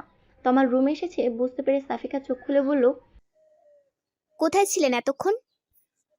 কথাটা বলতে না বলতে তমাল যেন তেলে বেগুনে জ্বলে উঠল। কেন? তোমাকে সেই কৈফিয়ত দিতে হবে নাকি? আমার জীবনটা তছনছ করে দিয়ে নিশ্চিন্তে ঘুমোচ্ছ, আবার আমার কাছেই কৈফিয়ত চাইছো? তোমাকে মানা করেছি না আমার পার্সোনাল লাইফে একদম ইন্টারফেয়ার করবে না? একটা কথা একবার বললে কানে যায় না? তোমার মুখটা দেখলে আমার রাগে গা জ্বালা করে। নিজের ওই মুখটা আমার থেকে লুকিয়ে রাখার চেষ্টা করবে। আমি যতক্ষণ রুমে থাকি ততক্ষণ আমার আশপাশে থাকবে না বেশি। তোমাকে দেখলে আমার সবকিছু এলোমেলো হয়ে যায়। কথাগুলো বলি তমাল বেলকনিতে চলে গেল। সাফিকা বোবার মতো ওর দিকে তাকিয়ে আছে। অত শুধু জানতে চেয়েছিল যে এতক্ষণ কোথায় ছিল। এটা জানতে চাওয়াটা কি খুব বড় অপরাধ? সাফিকার নিজেরও প্রচুর রাগ। এখানে আসার পর থেকে সবসময় রাগের আগুনটাকে ছাই চাপা দিয়ে রেখেছিল, কিন্তু এখন আর যেন তা চাপা থাকতে চাইছে না। তারপরও সাফিকা অনেক কষ্টে নিজেকে কন্ট্রোল করার চেষ্টা করে চোখ বন্ধ করে শুয়ে পড়ল। একটু পরেই তমাল এসে ওর পাশে শুয়ে পড়ল। সাফিকা আর একটা কথাও বলছে না। তমাল সাফিকাকে বকা দেওয়ার পর নিজেই আবার অনুতপ্ত হয়। রিয়ার রাগগুলো সব সাফিকার উপরে চাপিয়ে দিয়ে যেন ওর রাগটা অনেকটা কমে গেছে। তাই সাফিকার সাথে কিছুটা স্বাভাবিক হওয়ার জন্য বলল, তোমাকে আমি আবারও বলছি, আমার রাগ হয় এমন কোনো কাজ করবে না। আমি নিজের রাগটাকে কন্ট্রোল করতে পারি না, তারপরও। এটুকু বলেই থেমে যায় তমাল। কারণ এখন সাফিকা এমন কিছুই করেনি যার কারণে সাফিকাকে এত কথা শোনালো। তমালের এই স্বাভাবিক আচরণে সাফিকার রাগটা কমার বদলে আরো বেড়ে গেল। ও তমালের দিকে ঘুরে বলতে লাগলো, আমাকে আপনার কি মনে হয় বলুন তো? একটা পুতুল? আমাকে করুণা করে বিয়ে করেছেন, থাকতে দিচ্ছেন, তাই বলে কি আমি আপনার কেনা গোলাম হয়ে গেছি? যখন ইচ্ছে হবে ভালো ব্যবহার করবেন, যখন ইচ্ছে হবে খারাপ ব্যবহার করবেন। আমি কি মানুষ না নাকি? দুঃখ কষ্ট আমারও আছে। আপনি বারবার আপনার জীবন তছনছ করার কথা বলছেন। আচ্ছা, আমি আপনার কি তছনছ করেছি বলতে পারবেন? আমি আপনার পরিবার থেকে আপনাকে আলাদা করে দিয়েছি, নাকি আপনার... এটুকু বলতেই তমাল নিজের রাগকে কন্ট্রোল করে বলল, তুমি এখনো বুঝতে পারছো না তুমি কি তছনছ করেছো, নাকি না বোঝার নাটক করছো? আমি রিয়াকে ভালোবাসতাম, শুনেছো এবার? আমি শুধু রিয়াকেই বিয়ে করতে চেয়েছিলাম, কিন্তু শুধুমাত্র তোমার জন্য রিয়াও আমাকে ভুল বুঝলো। অন্য সবাই আমাকে ভুল বুঝেছে, এতে আমি যতটা না কষ্ট পেয়েছি তার চেয়ে 1000 গুণ বেশি কষ্ট পেয়েছি আমি রিয়ার ব্যবহারে। ও আমাকে ভুল বুঝেছে। বুঝতে পারছো তুমি ব্যাপারটা? সাফিকা তমালের মুখে রিয়ার নাম শুনে যেন আকাশ থেকে পড়ল। ওর বুকের ভিতরটা যেন দুমড়ে মুচড়ে যাচ্ছে। তমাল ওকে পছন্দ করে না সেটাও মেনে নিয়েছিল, কিন্তু অন্য একটা মেয়ের জন্য ও সাফিকাকে এতগুলো কথা শোনাচ্ছে, এটাও কিছুতেই মেনে নিতে পারছে না। ওর মন চাইছে এক্ষুনি ছুটে গ্রামে চলে যেতে। যা হওয়ার হবে। ওখানে রিমন তো বাইরে গেলে শুধু বিরক্ত করে, কিন্তু এখানে ঘরের মধ্যেই ও যে মানসিক চাপের শিকার হচ্ছে, না পারছে কাউকে বলতে, আর না পারছে এসব আর সহ্য করতে। রুমের বাইরে ওর চাচির কালো মুখ সহ্য করে আবার রুমের ভেতরে তমালের তিক্ততা ও আর নিতে পারছে না। আমাকে মাফ করবেন যে আমি না জেনে শুনে আপনার ভালোবাসার মাঝে ফাটল ধরিয়েছি। আমি না থাকলেই যদি আপনার সব সমস্যার সমাধান হয়ে যায়, তাহলে আমি আর সেটা বাড়াতে চাই না। আপনি কালকে যদি একবার আমাকে এই কথাটা জানাতেন যে আপনি অন্য কাউকে ভালোবাসেন, তাহলে আমি কখনোই আপনাকে বিয়ে করার জন্য রাজি হতাম না। আর বড় আব্বুর কথা রাখতে না হলে তো আমি। এটুকু বলেই থেমে যায় সাফিকা। ওর দুচোখ ভর্তি তমালের জন্য ঘৃণা জমে ওঠে। একটা মানুষকে এতটা বহুরূপী কেন হতে হবে? আজকে ওর বাবা মায়ের সাথে গ্রামে যেতে দিতে পারলেই হতো, তাহলে এত কথা শুনতে হতো না সাফিকাকে। এর মধ্যে তুমি আবার বাবাকে কেন টেনে আনছো? সাফিকা এখন কি করে বলবে যে তমালের বাবাই সাফিকাকেও জোর করেছিল তমালকে বিয়ে করার জন্য? কারণ সাফিকার পেছনে সবাই যেভাবে লেগে আছে তাতে উনি ভয়ে ছিল যে এখানেও যখন এত বাজেভাবে ওর বিয়েটা ভাঙলো, তার মানে যেখানেই যাক কে একজন আছে যে ওর ক্ষতি চায়। আর এ কারণেই সাফিকাকে গ্রামে পাঠিয়ে সাহস পায়নি। হয়তো ওখানে ওর জন্য নতুন কোনো বিপদ অপেক্ষা করছে। কি হলো, এখন কিছু বলছো না কেন? হ্যাঁ, বড় আব্বুর কথাতেই আমি আপনাকে বিয়ে করেছি, কারণ তিনি আমাকে কোনো বিপদের মুখে ঠেলে দিতে চাচ্ছিলেন না। বাহ, আমার বাবাকে তো ভালোই হাত করে নিয়েছো। তোমাকে বিপদ থেকে উদ্ধার করতে নিজের ছেলেটাকেই জাহান্নামের দিকে ঠেলে দিলেন। আরে ভাই, কোনো ভালো ছেলে দেখে তোমাকে বিয়ে দিলেই তো। এটুকু বলেই তমাল থেমে গেল। পরেরটুকু কেন বললেন না? কে বিয়ে করতো আমাকে? আর সে বিয়েটা ভাঙতো আরো সহজ হতো, কারণ এখন তো আমি একটা কলঙ্কিতা মেয়ে। আর যার এত বড় একটা কলঙ্ক আছে, তাকে কে বিয়ে করবে? আপনি সুখী আছেন আমাকে বিয়ে করে? আপনি তো জানেন আমি কেমন মেয়ে। তমাল আর কিছুই বলতে পারলে না। সাফিকা বলতে থাকে, আমি কালকেই গ্রামে চলে যাব, ঘরবন্দি হয়ে থাকবো, তবু এসব আর আমি সহ্য করতে পারছি না। একদিনে আমি হাঁপিয়ে উঠেছি, এর পরের দিনগুলো কিভাবে কাটাবো এখানে? যে আমাকে ভরসা দিয়ে রেখে দিল, সেই যদি এমন করে তাহলে। সরি, রিয়ার সাথে কথা বলে মন মেজাজ খারাপ হয়ে গিয়েছিল। কারোর সাথে রাগলে সেই রাগটা এখন থেকে আমার উপরেই ঝাড়বেন বলে ঠিক করে ফেলেছেন মনে হচ্ছে। সরি বললাম তো। সরি দিয়ে সবকিছু সমাধান হয় না মিস্টার তমাল। আর আপনি ভালোবাসার কথা বলছেন? যে ভালোবাসা একে অপরের প্রতি বিশ্বাসটাই নেই, তাকে আপনি ভালোবাসা বলছেন? যাকে ভালোবাসেন সেই যদি আপনাকে বিশ্বাস না করে, তাহলে সেই ভালোবাসার কি মূল্য থাকতে পারে? তোমার ভালোবাসার মানুষটি তোমাকে ধোকা দিলে তুমি কি করতে? তুমি কি তাকে ভুল বুঝতে না? এমনি এমনি মাফ করে দিতে তাকে? আপনি কি সত্যিই কোনো ভুল করেছেন? আপনি তাকে সত্যটা বলার পরেও যদি আপনাকে বিশ্বাস না হয়, তাহলে একবার অন্তত সত্যটা যাচাই করা উচিত ছিল। আপনি কেমন ছেলে তা ওই মেয়েটার ভালো করেই জানার কথা। এত বড় একটা জঘন্য কাজ আপনি করতে পারেন, তা সে এত তাড়াতাড়ি কি করে বিশ্বাস করে নিল? তমাল আর কিছু না বলে একদম চুপ হয়ে গেল। সাফিকাও চুপ হয়ে যাওয়ায় রুমে পিনপতন নীরবতা বিরাজ করতে লাগলো। সকালে ঘুম থেকে উঠে সাফিকা ওর চাচির সাথে নাস্তা বানাচ্ছে। ওর চাচি ওর সাথে একটা কথাও বলছে না। সাফিকা ব্যাপারটা হজম করার চেষ্টা করছে। তরি নাস্তা করে কলেজে চলে গেছে। তমাল আর ওর বাবাও অফিসে চলে গেছে। সাফিকার চাচি নিজের রুমেই আছেন। সাফিকার সেখানে গিয়ে সাহস পাচ্ছে না। নিজের রুমে একা একা দম বন্ধ হয়ে আসছে সাফিকার। বিয়ের আগে সারাদিন ওর চাচির আশেপাশেই থাকতো, সময় কেটে যেত। কিন্তু এই বিয়েটা যেন ওর জীবনে অমানিসা হয়ে ঘিরে ধরেছে। দুপুরেও চুপচাপ তমালের মায়ের সাথে সাফিকা রান্না বান্না করলো। তারপর নামাজ কালাম পড়ে তরির সাথে দুপুরের খাবার খেলো। তরি দুপুরের দিকে কলেজ থেকে ফেরায় সাফিকা যেন দেহে প্রাণ ফিরে পেল। তরির সাথে কথা বললে সাফিকার নিজেকে একটু হালকা মনে হয়, ভালো লাগা কাজ করে। তমালও আজ সকালে ওর সাথে একটা কথাও বলেনি। ওর চাচা অবশ্য ওর চাচিকে বারবার সাবধান করে দিয়ে গেছে যেন সাফিকার সাথে কোনো ঝামেলা না করে। সাফিকা বুঝতে পারছে না যে এভাবে আর কয়দিন চলবে। একদিনেও অতিষ্ঠ হয়ে উঠেছে। এভাবে চলতে থাকলেও পুরোপুরি পাগল হয়ে যাবে যে। তমাল ফোন আর সিম দুইটাই চেঞ্জ করেছে। নতুন সিম থেকে রিয়াকে আরও একবার কল করেছিল দেখা করে সবটা বলার জন্য, কিন্তু রিয়া ওর কোনো কথা না শুনে কল কেটে দিয়েছে। তমালের সাথে আর কথা বলতে চায় না, এটাই স্বাভাবিক। একদিক দিয়ে দেখতে গেলে তমাল তো রিয়াকে ধোকা দিয়েছে, আর একজন ধোকাবাজের সাথে কেই বা সম্পর্ক রাখতে চায়? তার উপর ও আবার বিবাহিত। সাফিকাকে দেখলে তমালের রিয়ার কথা মনে পড়ে যায়, রাগ উঠে যায়, কিন্তু অনেক কষ্টে রাগগুলোকে কন্ট্রোল করে। সাফিকাও নিজেকে যথাসম্ভব তমালের থেকে দূরে রাখার চেষ্টা করে। তুষার শেষ সকালে নাস্তা করে বের হয় আর অনেক রাতে বাসায় ফেরে। সাফিকার বিষণ্ণ মুখটা ও দেখতে পারে না। ও বুঝতে পারে যে সাফিকা তমালের সাথে সুখী নেই, তারপরেও কিছু করতে পারে না। সবাই জানে যে পরিস্থিতির মুখে পড়ে তুষার সাফিকাকে বিয়ে করতে চেয়েছিল। কেউ যদি এটা জানতে পারে যে তুষার সাফিকাকে পছন্দ করত, তাহলে ব্যাপারটা সাফিকার জন্য আরো জটিল হয়ে যাবে। এভাবেই কেটে যায় 2 মাস। সাফিকা, তমাল আর তুষারের জন্য এই 2 মাস যেন 2 বছরের মতো। সাফিকা এখনো জানতে পারেনি যে ওর বিয়ে ভাঙার পেছনে কে ছিল। এর মধ্যে তমালকে একবার জিজ্ঞেস করেছিল, ও কিছু জানায়নি। তমালের দিনগুলো বিষময় হয়ে উঠেছে। ওর সাথে সাথে ও সাফিকার জীবনটাও বিষিয়ে তুলেছে। রিয়া বিয়ে করে নিয়েছে, স্বামীর সাথে প্রতিদিন ছবি আপলোড দেয়, যা তমালকে আরো জ্বালিয়ে পুড়িয়ে শেষ করে দিচ্ছে। রিয়ার সাথে কথা বলার পর থেকে তমাল আর রাশেদের সাথে কথা বলেনি।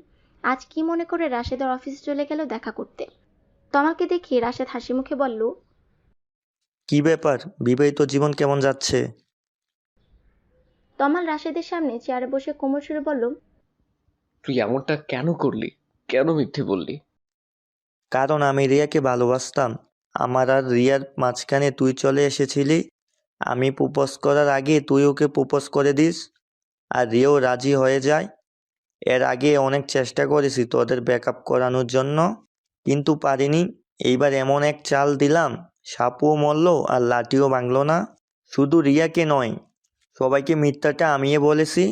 চালটা যে এইভাবে কাজে লেগে যাবে বুঝতে পারিনি। তুই রিয়াকে পাওয়ার আর কোনো সুযোগ রাখলাম না। এখন রিয়া সত্যিটা জানলেও কোনো লাভ নেই। তুইও বিবাহিত আর রিয়াও। আমি রিয়াকে পাইনি, তোকেও পেতে দিলাম না। ওর কথা শুনে তমালের প্রচন্ড রাগ হতে লাগলো। যাকে ও নিজের ভাইয়ের মতো ভাবে, সেই ওকে এতটা ঘৃণা করে। ও কখনো কল্পনাও করতে পারেনি যে রাশেদ রিয়ার জন্য ওর সাথে এমনটা করবে। তার মানে এসবের পেছনে রাশেদ ছিল। ওর আর রিয়ার কারণে সাফিকার জীবনটা নষ্ট হয়ে গেল, আর ও নিজের জীবনের জন্য সাফিকাকেই দোষারোপ করে যাচ্ছিল। সাফিকা সত্যিটা জানতে পারলে কি ওকে ক্ষমা করবে? কিন্তু এতে তো ওর কোনো হাত নেই। রাশেদের কথা শুনে খেপে গিয়ে তমাল ওকে মারার জন্য হাত তুলল, কিন্তু রাশেদ তমালের হাতটা খপ করে ধরে ফেলল। তারপর আস্তে আস্তে ওর কানের কাছে মুখ নিয়ে বলল, আমাকে মারলেই কি সব কিছু ঠিক হয়ে যাবে? রিয়াকে তো আর পাবি না। তবে যাকে পেয়েছিস সে তো রিয়ার চেয়েও সুন্দরী। তোর তো ভাগ্য খুলে দিয়েছি আমি। এরকম রূপবতী বউ কয়জনের কপালে জোটে বল? তমাল নিজের রাগটাকে কন্ট্রোল করে বলল, সাফিকার সম্পর্কে আর একটা কথাও বলবি না। তোর মতো মানুষের মুখে ওর মতো নিষ্পাপ মেয়ের নাম মানায় না। রাশেদ মুচকি হেসে বলল, বাহ, বউকে অনেক ভালোবাসিস মনে হচ্ছে। তাহলে তো রিয়ার কথা এতদিনে ভুলে যাওয়ার কথা। আমি তো ভাবলাম যে আমাকে থ্যাঙ্কস দিতে এসেছিস। Oops, sorry. তুই তো এর আগে জানতেই না যে এইসবের পিছনে আমি ছিলাম। এখন সত্যিটা লুকিয়ে কোনো লাভ নেই, তাই বলে দিলাম। আমার কি যে আনন্দ লাগছে। তুই আমাকে কখনো বন্ধু ভাবিসনি, তাই না? ভাবতাম, তবে রিয়ার সাথে রিলেশনের আগে সবচেয়ে কাছের মানুষ ভাবতাম তোকে, নিজের ভাইয়ের মতন। কিন্তু রিয়াকে যখন প্রপোজ করলি তখন থেকে তুই আমার শত্রু হয়ে উঠেছিস। আর তোর চাচাতো বোনের বিয়েতে আমাকে জড়িয়ে আরো বড় ভুল করেছিলি। তাদেরকে তোর সম্পর্কে মিথ্যাগুলো আমিয়ে বলেছিলাম। তারা বিশ্বাস না করে কোথায় যাবে? কলটা তো তোর নাম্বার থেকেই করেছিলাম। তোর বাবা কি এমনি এমনি তোর সাথেই সাফিকার বিয়ে দিতে চাচ্ছিল? কারণ তিনি তো এটাই জানেন যে কলটা তুইই করেছিলি। বলে আবার হাসতে লাগলো রাশেদ। তমাল রাগে কথা বলার শক্তিটাও যেন হারিয়ে ফেলেছে। নিজের হাতটা মুঠো করে জোরে করে রাশেদের টেবিলে মারতেই টেবিলের উপরের কাঁচটা টুকরো হয়ে গেল, আর তমালের হাতের মধ্যেও কাচের কয়েকটা টুকরো বিঁধে গেল। ওই অবস্থাতেই তমাল রাশেদের অফিস থেকে বের হয়ে গেল, আর শেষ একটা কথাই বলল, কাজটা তুই মোটেও ঠিক করিসনি রাশেদ। এই পাপের শাস্তি তোকে পেতেই হবে। এতগুলো জীবন নষ্ট করে তুই কখনো সুখী হতে পারবি না। রাশেদ ওর কথা শুনে তখনও হাসছে আর বলল, কাজটা না হয় আমি পাল্টে নেব, কিন্তু তোর জীবন তো আর তুই পাল্টাতে পারবি না। রাশেদের ওখান থেকে বের হয়েই তমাল হাতের ব্যান্ডেজ করে বাসায় চলে গেল। অফিস থেকে আজ দুপুরে বের হয়েছিল, তাই আজ তাড়াতাড়ি বাসায় ফিরল, আর অফিসে যাওয়ার মুড ছিল না। সাফিকা খাওয়া দাওয়া শেষে একটু শুয়েছিল, তোরই কোচিংয়ে গিয়েছে। তমালের মা নিজের রুমে শুয়ে আছেন, তুষার বাসায় নেই। কলিং বেলের আওয়াজে ঘুম ভেঙে গেল সাফিকার। এই সময়টাতে সাধারণত কেউ আসে না। ঘুম চোখে সাফিকা দরজা খুলে অবাক হয়ে গেল। তমালের ডান হাতে ব্যান্ডেজ দেখে আরো অবাক হয়ে গেল। সাফিকা দরজা বন্ধ করে অস্থির হয়ে বলল, হাতে কি হয়েছে? আর এত তাড়াতাড়ি ফিরলেন যে, কিছু হয়েছে? তমাল রুমে ঢুকতে ঢুকতে বলল, আগে রুমে যেতে দেবে নাকি এখানেই জেরা করতে থাকবে? তমালের এই কথা শুনে সাফিকা একদম চুপ হয়ে গেল। তমাল ঠিক করে নিয়েছে আজ থেকে সাফিকার সাথে আর কখনো খারাপ ব্যবহার করবে না। রিয়া যদি বিয়ে করে নিয়ে ভালো থাকতে পারে, ও কেন পারবে না? এখানে রিয়ার যেমন কোনো দোষ নেই, তেমনি সাফিকা বা তমালেরও তো কোনো দোষ নেই। তাহলে ও কেন শুধু শুধু সাফিকাকে কষ্ট দিবে? ও নিজের জন্য সাফিকার জীবনটা নষ্ট হতে দেবে না। রুমে ঢুকে নিজের মেজাজটাকে একটু ঠান্ডা করে সাফিকাকে উদ্দেশ্য করে বলল, এক গ্লাস ঠান্ডা পানি দিতে পারবে? খুব পিপাসা পেয়েছে। তমাল এই প্রথম নিজে থেকে সাফিকার কাছে কিছু চাইলো। সাফিকা খুশি মনে দৌড়ে চলে গেল পানি আনতে। পানি এনে তমালকে দিতেও বলল। থ্যাঙ্কস। সাফিকা অবাক হয়ে বলল, কেন? আমার জীবনে আসার জন্য। তমালের কথাটা শুনে সাফিকা যেন নিজের কানকে বিশ্বাস করতে পারছিল না। অবাকের চরম সীমে পৌঁছে গেল। নিজের কপালে হাত দিয়ে দেখতে লাগলো যে ও কোনো ঘোরের মধ্যে আছে কিনা, ও অসুস্থ কিনা। কিন্তু পুরোপুরি ঠিক আছে বুঝতে পেরে থপ করে বিছানার উপর বসে পড়ল। তারপর উঠে গিয়ে তমালের কপালে হাত দিয়ে দেখলো যে ও সুস্থ আছে কিনা। তারপর অবাক হয়ে বলল, আপনি কি অসুস্থ নাকি মাথায় আঘাত লেগেছে? ড্রিঙ্কস করেননি তো? কি হয়েছে আপনার? আপনি ঠিক আছেন তো? তমাল সাফিকাকে এই প্রথম নিজের বুকে টেনে নিয়ে বলল, তুমি এত অস্থির কেন হচ্ছ? আমি ঠিক আছি। আমি সজ্ঞানে কথাটা বলেছি। সত্যি আমি ধন্য যে তোমার মতো কাউকে আমার জীবনে পেয়েছি। আমার জন্য তোমার অনেক কষ্টে কেটেছে কয়দিন। আমি আর তোমাকে কষ্ট দিতে চাই না। তমালের হৃদস্পন্দন স্পষ্ট শুনতে পাচ্ছে সাফিকা। খুশিতে যেন আত্মহারা হয়ে গেছে ও। চোখের কোণে এক ফোঁটা সুখের নোনা জল গড়িয়ে পড়ল। তবে তমালের এই আকস্মিক পরিবর্তনে কিছুটা ভয়ও আছে সাফিকা। তমাল কি সত্যি রিয়াকে ভুলে ওকে আপন করে নিয়েছে, নাকি ওর মুড সুইংয়ের জন্য এমনটা করছে? দেখা যাবে এখন নিজের বুকে টেনে নিচ্ছে, একটু পরেই আবার ওকে ছুঁড়ে ফেলে দিবে। এসব কথা মনে হতে তমালের বুক থেকে যেন ছিটকে পড়ল সাফিকা। সাফিকার এমন করায় তমালের হাতে আঘাত লাগলো।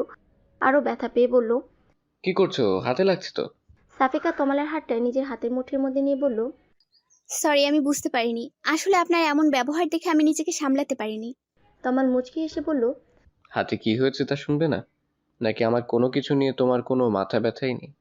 সাফিকা আমতা আমতা করে বলল, আপনি তো রিয়াকে ভালোবাসেন, তাই। আর একবার আমাদের মাঝে কারোর নাম নিবে না। আমি তোমার স্বামী আর তুমি আমার স্ত্রী। এখন এটাই সত্য।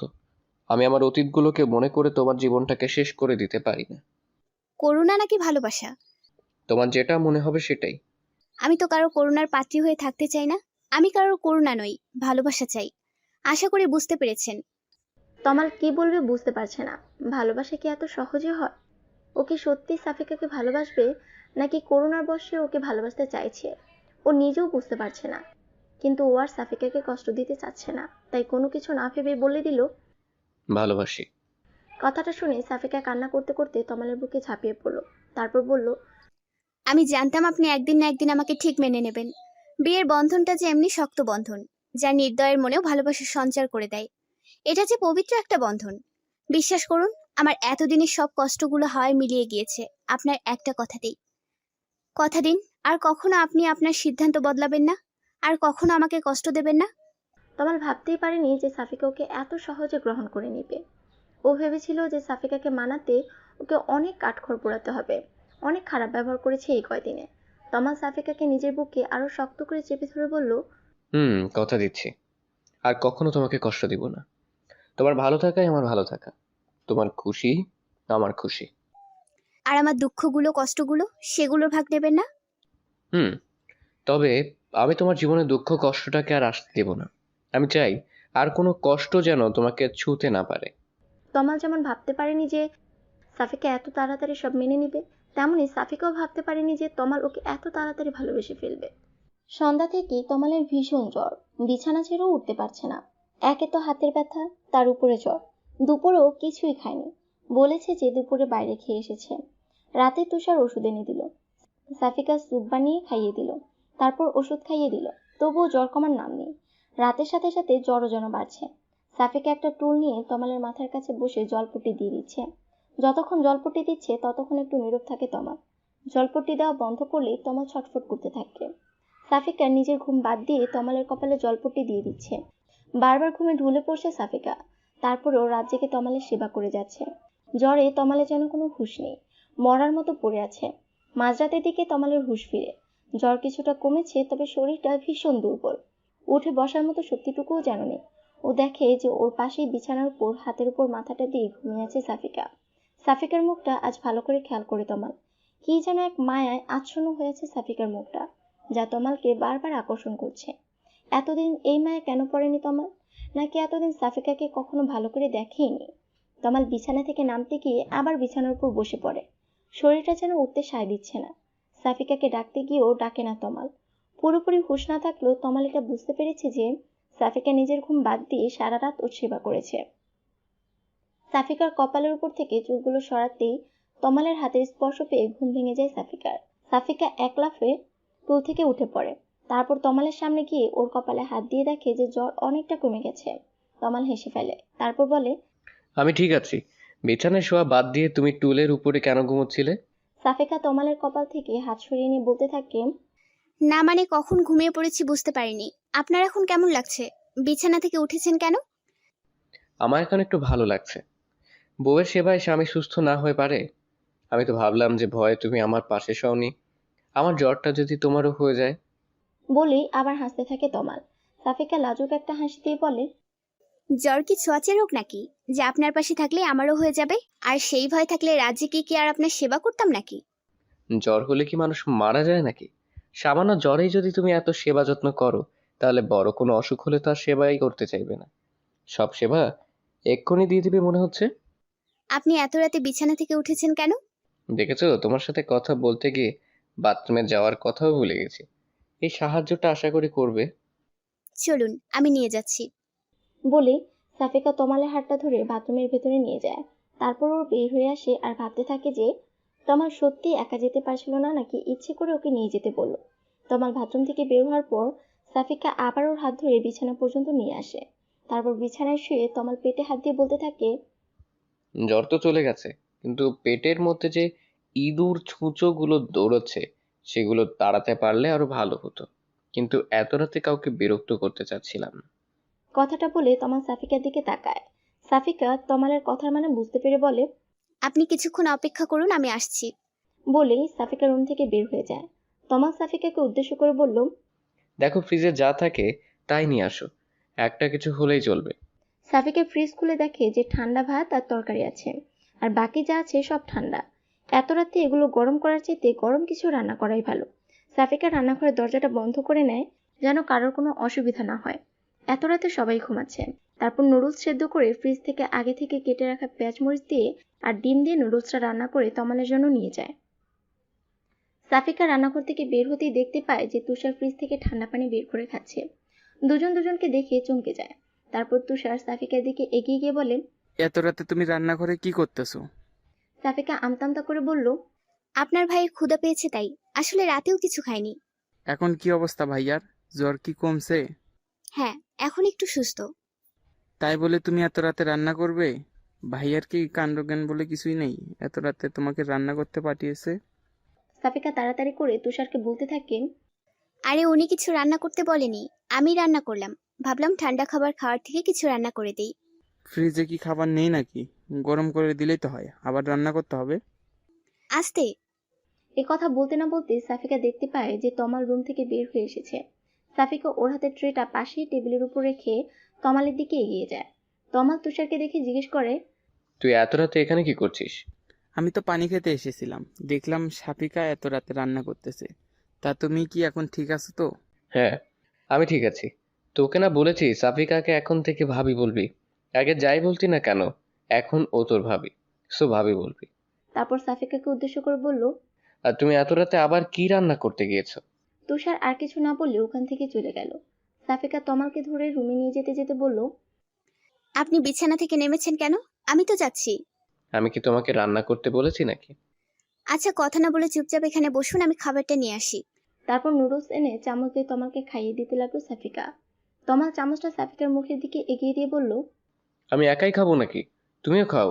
এত কষ্ট করে রান্না করলে একটু টেস্ট করে দেখবে না? সাফিকা নিজের মুখ সরিয়ে নিয়ে তমালকে বলল, আমি তো রাতে খেয়েছি, আপনি খান। আর আমার রান্নার টেস্ট আমার জানা আছে। তমাল জোর করে সাফিকাকে খাইয়ে দিয়ে বলল, আমার সাথে খাও এখন। আমার বউয়ের হাতের রান্না যে এত সুস্বাদু তা তো আগে জানতাম না। সাফিকা মুখের খাবারটা শেষ করে নিয়ে বলল, আগে কি আমাকে বউ ভেবেছেন? আমাকে তো শুধুমাত্র একটা সমস্যা মনে করেছেন, আর সমস্যা মানেই তো বিরক্তিকর জিনিস। ওকে, নেক্সট টাইম আমার বউকে বউ হিসেবেই দেখবো, আর তার সব দিকেই খেয়াল রাখবো। এখন এটাই যে আমার দায়িত্ব। এতদিন তো কোনো অন্ধকারে ডুবেছিলাম, আজ আলোর দিশা খুঁজে পেয়েছি। সে আলোয় আমি আমাদের বাকি জীবনটা আলোকিত করে নিতে চাই। খাওয়া শেষ করে সাফিকাও তমালের পাশে শুয়ে পড়ল। তমালের জ্বর কিছুটা কমলেও ওর শরীরের উত্তাপ সাফিকা অনুভব করতে পারছিল। সকালে তমাল অনেকটা সুস্থ হয়ে উঠল। তমালের বাবা মা ওকে অফিসে যেতে বারণ করলো। তমালও অফিস থেকে একদিনই ছুটি নিয়ে নিল। ওর হাতে কি হয়েছিল তা এখনো কেউ জানে না। আর আশ্চর্যের ব্যাপার হচ্ছে কেউ কিছু জানতেও চায়নি। ব্যাপারটা তমালের জন্য ভালোই হয়েছে, না হলে সবাইকে মিথ্যা বলতে হতো। সত্যিটা তো আর বলা যাবে না। হাতে ড্রেসিং করানোর জন্য তমাল হাসপাতালে যাবে শুনে সাফিকা ওর পিছু নিল। তমালের অনিচ্ছা সত্ত্বেও সাফিকার অনুরোধ ফেলতে পারলো না। সাফিকা আজ প্রথম তমালের সাথে বাইরে বের হয়েছে। এক রিকশায় দুজনে পাশাপাশি বসেছে। এ যেন এক অন্যরকম অনুভূতি। সাফিকার স্বপ্নগুলো যেন পূরণ হতে চলেছে এক এক করে। তমালের সাথে রিকশা যেতে ভালোই লাগছে ওর কাছে।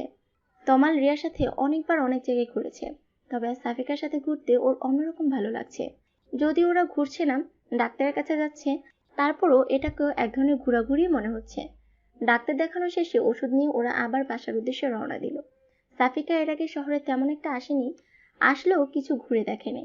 আজ তমালের সাথে বের হয়ে মনে হচ্ছে সারা শহর একদিনেই ঘুরে শেষ করে দেবে। তমাল অসুস্থ না হলে সাফিকা আজকেই ওকে নিয়ে ঘুরতে বলতো, কিন্তু এখন এই কথা বলাটা ঠিক হবে না। তমাল হয়তো সাফিকার মনের অবস্থাটা বুঝতে পেরেছিল, তাই রিক্সাওয়ালাকে বলল পাশে একটা রিসোর্টে নিয়ে যাওয়ার কথা। তমালের মুখে রিসোর্টের কথা শুনে সাফিকা খুশিও হলো, আবার কিছুটা অবাকও হলো। তারপর বলল, বাসায় যাবেন না? এখন আবার রিসোর্ট কেন? আপনি না অসুস্থ? তুমি এত কথা বলো কেন? আমি কি অনেক অসুস্থ নাকি? হাতে একটু লেগেছে আর কি। আচ্ছা, আপনার হাতটা কাটলো কিভাবে? তমাল যেন এই ভয়টাই পাচ্ছিল এখন সাফিকাকে কি উত্তর দিবে। তারপর অনেক ভেবেচিন্তে বলল, আমার অফিসের টেবিলটা ভেঙে গিয়েছে, ওটার কাচের টুকরো হাতে লেগেছিল তাই আর কি। আপনার হাতে কি করে লাগলো? কিভাবে আবার? আমার হাতটা ওখানেই ছিল। আচ্ছা চলো, আমরা চলে এসেছি রিসোর্টে। তারপর দুজনে অনেক মজা করলো। দুপুরে কিছুটা পরে বাসায় ফিরতে তমালের মা তমালের দিকে এগিয়ে এসে বলল, দেখি বাবা, তুই ঠিক আছিস তো? ডাক্তার দেখাতে এত সময় লাগে? কোথায় ছিলি তোরা? তমাল ওর মাকে শান্ত করে বলল, মা তুমি একটু বেশি চিন্তা করছো। আমি তো ঠিক আছি। আমি সাফিকাকে একটু ঘুরিয়ে নিয়ে আসলাম। সারাদিন বাসার মধ্যে বন্দি থাকে। ওর মা অনুশোচনার সুরে বলতে লাগলো, ঘরে বন্দি তো আমিও থাকি, কই আমার কথা তো কেউ কখনো এভাবে চিন্তা করে না। আর বউ আসতে না আসতেই বন্দি হয়ে গেল। মা তুমি বিষয়টাকে অন্যভাবে কেন নিচ্ছ? সাফিকা গ্রাম থেকে এসেছে, এমন পরিবেশে থেকে ও অভ্যস্ত নয়। আর তাছাড়া আহ, ওর উপর দিয়ে যা ধকল যাচ্ছে তোমার বোঝা উচিত। তুমি ওকে একটু সাপোর্ট করবে তা নয়, তুমি ওর উপর আরো প্রেশার ক্রিয়েট করছো। তুমি কেন ওকে আপন করে নিতে পারছো না? সাফিকা তমালের হাত ধরে ওকে শান্ত করানোর চেষ্টা করলো। আপনি চাচিকে এসব কি বলছেন? চুপ থাকুন। চাচি আমাকে অনেক ভালোবাসে। আপনি শুধু শুধু ভুল বুঝছেন। তমালের মা সাফিকাকে উদ্দেশ্য করে বলল, আমার ছেলেটাকে তো হাত করে নিয়েছিস, আর স্বামীকে তো অনেক আগেই হাত করে রেখেছিস। আমাকে হাত করা অত সহজ নয়। বলেই উনি ওখান থেকে চলে গেলেন। তমাল নিজের মাকে বোঝানোয় ব্যর্থ হয়ে সাফিকার সাথে রুমে চলে গেল। সাফিকার মনটা খারাপ হয়ে গেল। ওর জন্য ওর চাচি তমালকে ভুল বুঝছে, আর তমালেরও ওর মায়ের সাথে সম্পর্কটা নষ্ট হয়ে যাচ্ছে। এইভাবে চলতে দেওয়া যায় না। সানিয়া আজ ফোন করে জানালো যে সাফিকার বিয়ে হয়ে গেছে শুনে রিমন নাকি আবার বিদেশে চলে গেছে। কথাটা শুনে সাফিকা যেন খুশিতে লাফিয়ে উঠল। তমাল অনেকদিন পর সাফিকাকে এত খুশি দেখে জিজ্ঞেস করলো, কি ব্যাপার আজ এত খুশি? সাফিকা খুশিতে তমালকে জড়িয়ে ধরে বলল, ওই রিমন ইডিয়েটটা আমার বিয়ের কথা শুনে আবার বিদেশ চলে গেছে। আমার কি যে আনন্দ লাগছে। আমি আবার বাড়ি যেতে পারবো, আনন্দে ঘুরে বেড়াবো। ভাবতেই ভালো লাগছে। তমাল সাফিকার কাঁধে হাত রেখে বলল, আমাকেও নেবে নাকি একাই পাড়ে জমাবে? তমালের কথা শুনে সাফিকা যেন মেঘনা চাইতেই জল পেয়ে গেল। খুশির পরিমাণ দ্বিগুণ করে বলল, আপনি যাবেন আমার সাথে? তুমি নিলে তো যেতেই পারি। আগে ছিল দাদু বাড়ি, এখন তো শ্বশুর বাড়ি। যেতে তো হবেই, তবে কিছুদিন ওয়েট করতে হবে। হ্যাঁ, পারবে তো? হুম, খুব পারবো। তারপর সাফিকা দিন গুনতে শুরু করলো যে কবে বাড়ি যাবে। সাফিকার অপেক্ষার প্রহর শেষ হয়েছে। কয়েক মাস পর ও ওর নিজের গ্রামে ফিরবে। তমালের অফিসে কিছুদিনের ছুটি হয়েছে পূজার, আর এই ছুটিটাকে ও কাজে লাগাতে চায়। সাফিকা কাল থেকে ব্যাগ গোছানো শুরু করেছে।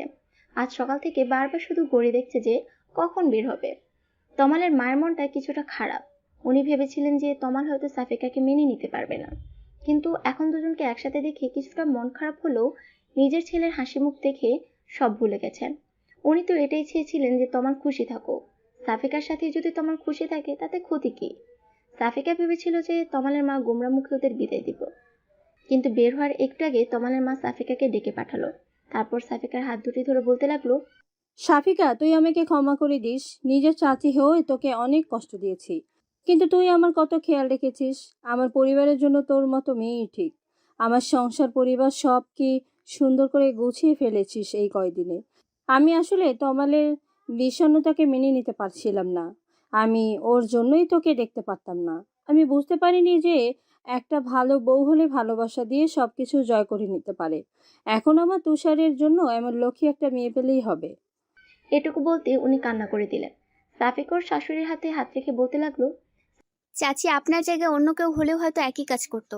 সব মেয়েরাই চায় যে তাদের সন্তান সুখে থাকুক। আপনিও তাই চেয়েছিলেন, এতে দোষের কিছু নেই।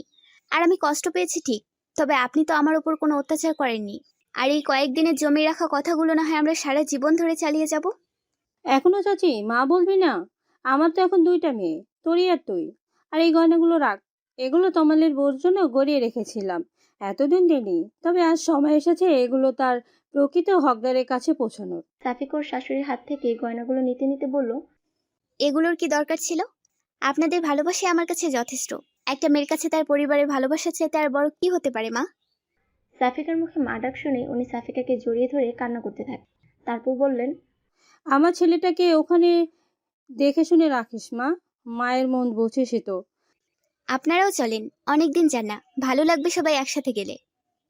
তমালের মা মিষ্টি একটা হাসি দিয়ে বললেন, বিয়ের পর তমাল প্রথম শ্বশুরবাড়ি যাচ্ছে, সেখানে আমরা সবাই কি করে যাই। এইবার তোরা ঘুরে আয়, তারপর আমরা সবাই একসাথে যাব।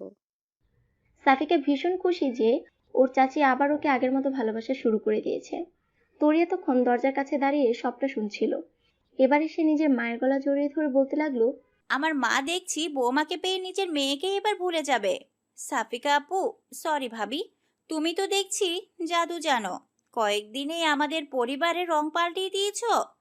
তমালের মা নিজের মেয়ের নাক ধরে বলতে লাগলেন, ওর থেকে তো শিখতে হবে কি করে সংসার করতে হয়। তরি নিজের নাক থেকে মায়ের হাত সরিয়ে দিয়ে বলল, মা, তোমার এই বাচ্চা মেয়েটাকে আগে বড় হতে দাও, তারপর না হয় সংসার করা শিখিও। আর কত বড় হতে চাস? তুষারের জন্য একটা টুকটুকে বউ এনেই তোর বিদায়ের ব্যবস্থা করব, তাহলেই আমি নিশ্চিত। তারপর তরি সাফিকাকে উদ্দেশ্য করে বলল, ভাইয়া তোমাকে ডাকছে, কি যেন খুঁজে পাচ্ছে না। তারপর সাফিকা ওখান থেকে চলে গেল। সবার থেকে বিদায় নিয়ে সাফিকা আর তমাল বের হয়ে গেল। পুরো ট্রেনে সাফিকা তমালের কাঁধে মাথা রেখে ঘুমিয়েছে। তমাল এই কদিনে সাফিকাকে সত্যি অনেক ভালোবেসে ফেলেছে। আসলে সাফিকার মতো মেয়েকে ভালো না বেশে কোথায় যাবে। স্টেশনে পৌঁছানোর আগে সাফিকার ঘুম ভেঙে গেল। স্টেশন থেকে নেমে ওরা একটা রিক্সা নিল। তারপর সাফিকাদের বাড়ির সামনে গিয়ে দেখতে পেল যে সানিয়া গেটের বাইরে ওদের জন্য অপেক্ষা করছে। সাফিকাকে দেখে ছুটে এলো। সাফিকা ও রিক্সা থেকে নেমে সানিয়াকে জড়িয়ে ধরল। তমাল রিক্সা ভাড়া দেওয়া বাদ দিয়ে নীরব দর্শকের মতো দুই বোনকে দেখতে লাগলো। সানি ওর মাকে জোরে জোরে ডাকতে লাগলো। ওর ডাক শুনে শুধু ওর মা নয়, আশেপাশের অনেকেই জমা হল। এতদিন পর সাফিকাকে দেখে সবাই অনেক খুশি। তমালকে যেন কারো চোখেই পড়ছে না। তমাল রিক্সা ভাড়া মিটিয়ে ব্যাগগুলো নিতে যাবে, তখন সাফিকার বাবা এসে একটা ছেলেকে ইশারা করতে ব্যাগ নিয়ে বাড়ির ভিতরে চলে গেল। সাফিকার বাবা সবাইকে উদ্দেশ্য করে বলল, এই যে আমাদের সাফিকার বর, তোমরা তো পাগল হয়ে গিয়েছিলে ওকে দেখার জন্য, এবার দেখো। সাফিকার বাবার কথা শুনে সানি আর সাফিকা সহ সবাই ওইদিকে তাকালো। সাফিকার পাশের বাড়ির এক চাচি বলে উঠল, এ তো আমাদেরই ছেলে, একে আবার নতুন করে দেখার কি আছে? তারপর আস্তে আস্তে সাফিকাদের বাড়ির সামনে থেকে ভিড় কমতে লাগলো। সাফিকা অনেকদিন পর নিজের রুম পেয়ে ভীষণ খুশি। ফ্রেশ হয়ে বিছানায় শুয়ে পড়ল। তমাল ফ্রেশ হয়ে বাথরুম থেকে বের হয়ে দেখে যে সাফিকা শুয়ে আছে। তমাল বিছানায় বসে বলল, নিজের বাড়ি এসে আমাকে দেখছি ভুলে গেছো, আমার কথা কি মনে আছে? তমালের কথা শুনে সাফিকা বিছানা থেকে উঠে পড়ল। এতক্ষণ তমালের কথা ওর আসলে মনে ছিল না। এবার তমালের দিকে তাকিয়ে বলল, আপনাকে কি করে ভুলতে পারি বলুন? এরকম জলজ্যান্ত একজন মানুষ সামনে থাকতে তাকে ভুলে যাব? তমাল সাফিকার দিকে এগিয়ে যেতে যেতে বলল, আমার তো তাই মনে হচ্ছে। আপনার মনে হলেই হলো। আমাদের গ্রামে এসেছেন, আজ আমি আপনাকে সারা গ্রাম ঘুরে দেখাবো। আজকেই? তুমি ক্লান্ত হয়ে যাওনি? আর এমনভাবে বলছো যেন এই গ্রামে আমি প্রথম আসলাম। নিজের বাড়িতে আসতে কেউ ক্লান্ত হয়? আমার তো এখনই ছুটে যেতে ইচ্ছে করছে। যাবেন? নিজের গ্রাম হলেও আপনি এখনো এর কিছুই চেনেন বলে মনে হয় না। তা অবশ্য ঠিক। আর এখন যাবে? মাত্র আসলাম। তমাল একথা বলতেই সানিয়া ওদের রুমে ঢুকে পড়ল। সাফিকা আর তমাল পাশাপাশি শুয়ে আছে দেখে সানিয়া মুখ ঘুরিয়ে নিয়ে বলল, সরি, আমি নক না করেই রুমে ঢুকে পড়েছি। আসলে মা ডাকছে খাওয়ার জন্য। তমাল আর সাফিকা উঠে বসলো। তারপর তমাল বলল, মুখ ঘুরোতে হবে না, ভেতরে আসো, বসো। সানিয়া চলে যেতে যেতে বলল, এখন বসবো না, তাড়াতাড়ি আসুন, ক্ষুধা লাগেনি আপনাদের? খাওয়া দাওয়ার পর সাফিকা সানিয়ার সাথে গ্রাম দেখতে বেরিয়ে পড়লো। তমাল অনেক ক্লান্ত ছিল, তাই শুয়ে পড়লো। সন্ধ্যা হয়ে গেছে, তবুও সাফিকাদের ফেরার নাম নেই, তাই তমাল ওদের খুঁজতে বেরিয়ে পড়লো। কিন্তু ও গ্রামের তেমন কিছু চিনে না, কোথায় বা ওদের খুঁজবে। সানিয়ার সাফিকা বাড়ি ফিরে আসলো যে ওদের খুঁজতে পেরেছে, সেই তমালের আর খোঁজ নেই। ফোনটাও রেখে গিয়েছে। সন্ধ্যা কেটে রাত হয়ে যাচ্ছে, তবুও তমালের ফেরার নাম নেই। সাফিকা ভীষণ চিন্তায় পড়ে গেল। এদিকে তমালের মা ফোন দিচ্ছে বারবার। সাফিকা কি বলবে বুঝতে পারছে না। সবাই খুব চিন্তা করছে। সাফিকার বাবা লোক পাঠিয়েছে তমালকে খোঁজার জন্য, নিজেও খুঁজতে বেরিয়েছে। রাত কিছুটা গভীর হয়ে গেছে। সাফিকার কান্নাগুলোকে চেপে রেখে তমালের ফেরার অপেক্ষা করছে। এমন সময় সাফিকার বাবা তমালকে নিয়ে আসলো। তমালের মাথায় কেউ একজন লাঠি দিয়ে আঘাত করেছে পেছন থেকে। সে একজন আর কেউ নয়, চেয়ারম্যানের ছেলে রিমন। তার মানে ও বিদেশে যায়নি। সবাই কি মিথ্যে বলেছিল যেন সাফিকা গ্রামে আসে? তমালকে আরো মারতো, কিন্তু ভাগ্যক্রমে সেখানে সাফিকার এক চাচা সেখানে পৌঁছে যায়, আর তাকে দেখে রিমনরা চলে যায়। কারণ ওর চাচার সাথে আরো কিছু লোকজন ছিল। ওনারা একটা কাজ থেকেই ফিরছিলেন। তারপর ওনারাই তমালকে ডাক্তারের কাছে নিয়ে গিয়েছিল। তমালের ব্যান্ডেজ করা শেষ হলে ওনারা সাফিকার বাবাকে খবর দেয় আর বাড়ি নিয়ে আসে। তারপর তমালের মাথায় ব্যান্ডেজ দেখে সাফিকা ছুটে যায় ওর কাছে। তারপর কান্না করতে করতে বলে, আপনি একা কেন বের হয়েছিলেন? কালকে আমরা ফিরে যাব, আর আপনাকে এখানে আসতে দেব না। তমাল রুমে গিয়ে সাফিকাকে শান্ত করে বলল, আরে কিছুই হয়নি, আমি ঠিক আছি এখন। তুমি চিন্তা করবে বলে তোমাকে জানাতে বারণ করেছিলাম হাসপাতালে গিয়ে কান্নাকাটি শুরু করতে। আর রিমনের ভয়ে তোমাকে ফিরে যেতে হবে না। আমি পুলিশে খবর দিয়েছি, ওরা ওর ব্যবস্থা করবে। আমরা যে কয়দিন আছি ও আর আমাদের বিরক্ত করতে পারবে না। আর বাসায় কথা জানানোর প্রয়োজন নেই, মা অযথা চিন্তা করবে। সাফিকা তমালের মাথাটা ঘুরে ফিরে দেখছিল। তমাল একটানে সাফিকাকে নিজের বুকে টেনে নিয়ে বলল, তুমি পাশে থাকলে সেইসব ছোটখাটো আঘাতে আমার কিছুই হবে না। তুমি তো আছোই সেবা করার জন্য। বউয়ের সেবা পেলে আমি সুস্থ হয়ে যাব। সাফিকা তমালকে আরো শক্ত করে জড়িয়ে ধরে বলল, আর কখনো এমনটা করবেন না। নিজে খেয়াল রাখতে পারেন না? আপনার কিছু হয়ে গেলে আমার কি হবে? মাকে কি জবাব দিতাম? আচ্ছা এখন তো আমি ঠিক আছি নাকি? এবার কান্না থামাও আর একটু হাসো। এই অবস্থায় কেউ হাসতে পারে? তুমি হাসো। তারপর সাফিকা ওর মনে থাকা সব শঙ্কাগুলো তমালকে জানায়। তমালকে না পাওয়ায় ও কিসের কিসের ভয় পাচ্ছিল সেগুলো শুনে তমাল হাসতে থাকে। পরদিন দুপুরের মধ্যেই তমালের মা বাবা, তরি, তুষার সবাই এসে হাজির হয়। তমালের মা তমালকে জড়িয়ে ধরে কান্না করতে থাকে। তমাল মানা করলেও সাফিকার বাবা ওর বাবাকে সবটা জানিয়ে দিয়েছে। সাফিকা ভয় ছিল যে তমালের মা হয়তো ওকে আবার কথা শোনাবে, কিন্তু তার কিছুই হলো না। বরং তিনি সাফিকাকে জানালো যে এখানে আর ওকে আসতে দিবে না। আবার যদি কোনো বিপদ হয়, সাফিকা বা তমাল কাউকে আর এখানে বেশি আসতে দিবে না। সাফিকার পরিবারই ওখানে গিয়ে ওদেরকে দেখে আসবে। এক জায়গায় দেখা হলেই চলবে। তমাল সবাইকে বোঝানোর চেষ্টা করলো যে রিমন আর ওদের বিরক্ত করবে না, কিন্তু ওর কথা কেউই মানতে নারাজ। তমালের মা পরদিনই ওদের সবাইকে নিয়ে ফিরে গেল। সাফিকা তমালের কথা চিন্তা করে আর থাকতে চাইল না। ও চায় না যে ওর জন্য তমালের আর কোনো ক্ষতি হোক। সাফিকা আজও মনে করে যে রিমনই খোঁজ নিয়ে ওর বিয়ে ভেঙেছিল। তমালা হয়তো সত্যিটা কখনো ওকে জানাবে না। আসলে সব সত্যি সবাই না জানলে হয়তো চলে, কিছু সত্য না জানাই ভালো। 3 বছর পর আজ তুষারের বিয়ে। পারিবারিকভাবে ওর বিয়েটা হচ্ছে। সাফিকা ওর 1.5 বছরের বাচ্চাটাকে তমালের মায়ের কাছে দিয়ে বলল, মা, আপনার নাতনির দায়িত্ব কিছুক্ষণের জন্য আপনাকেই দিয়ে দিলাম। আমি কিন্তু তুষার ভাইয়ের বিয়েতে বরযাত্রী যাব। তমালের মা নিজের নাতনিকে কোলে নিতে নিতে বললেন, আমার নাতনি তো আমার কাছেই থাকে সারাদিন, আজ আবার নতুন কি? তুমি কিছু সময় কেন, পুরো দিন থাকলেও আমার নাতনি তোমাকে খুঁজবে না।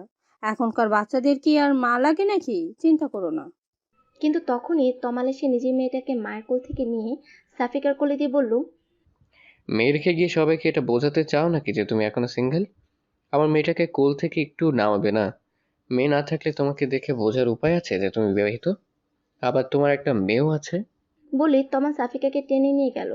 সাফিকা করুণ চোখে ওর শাশুড়ির দিকে তাকাতেই ওর শাশুড়ি মিটিমিটি হাসতে লাগলো। ওদের যাওয়া দেখতে লাগলো আর ভাবতে লাগলো যে তুষারের বউটা যেন সাফিকার মতোই হয়। ওনার পরিবারের সুখগুলো যেন সারা জীবন এভাবেই বজায় থাকে।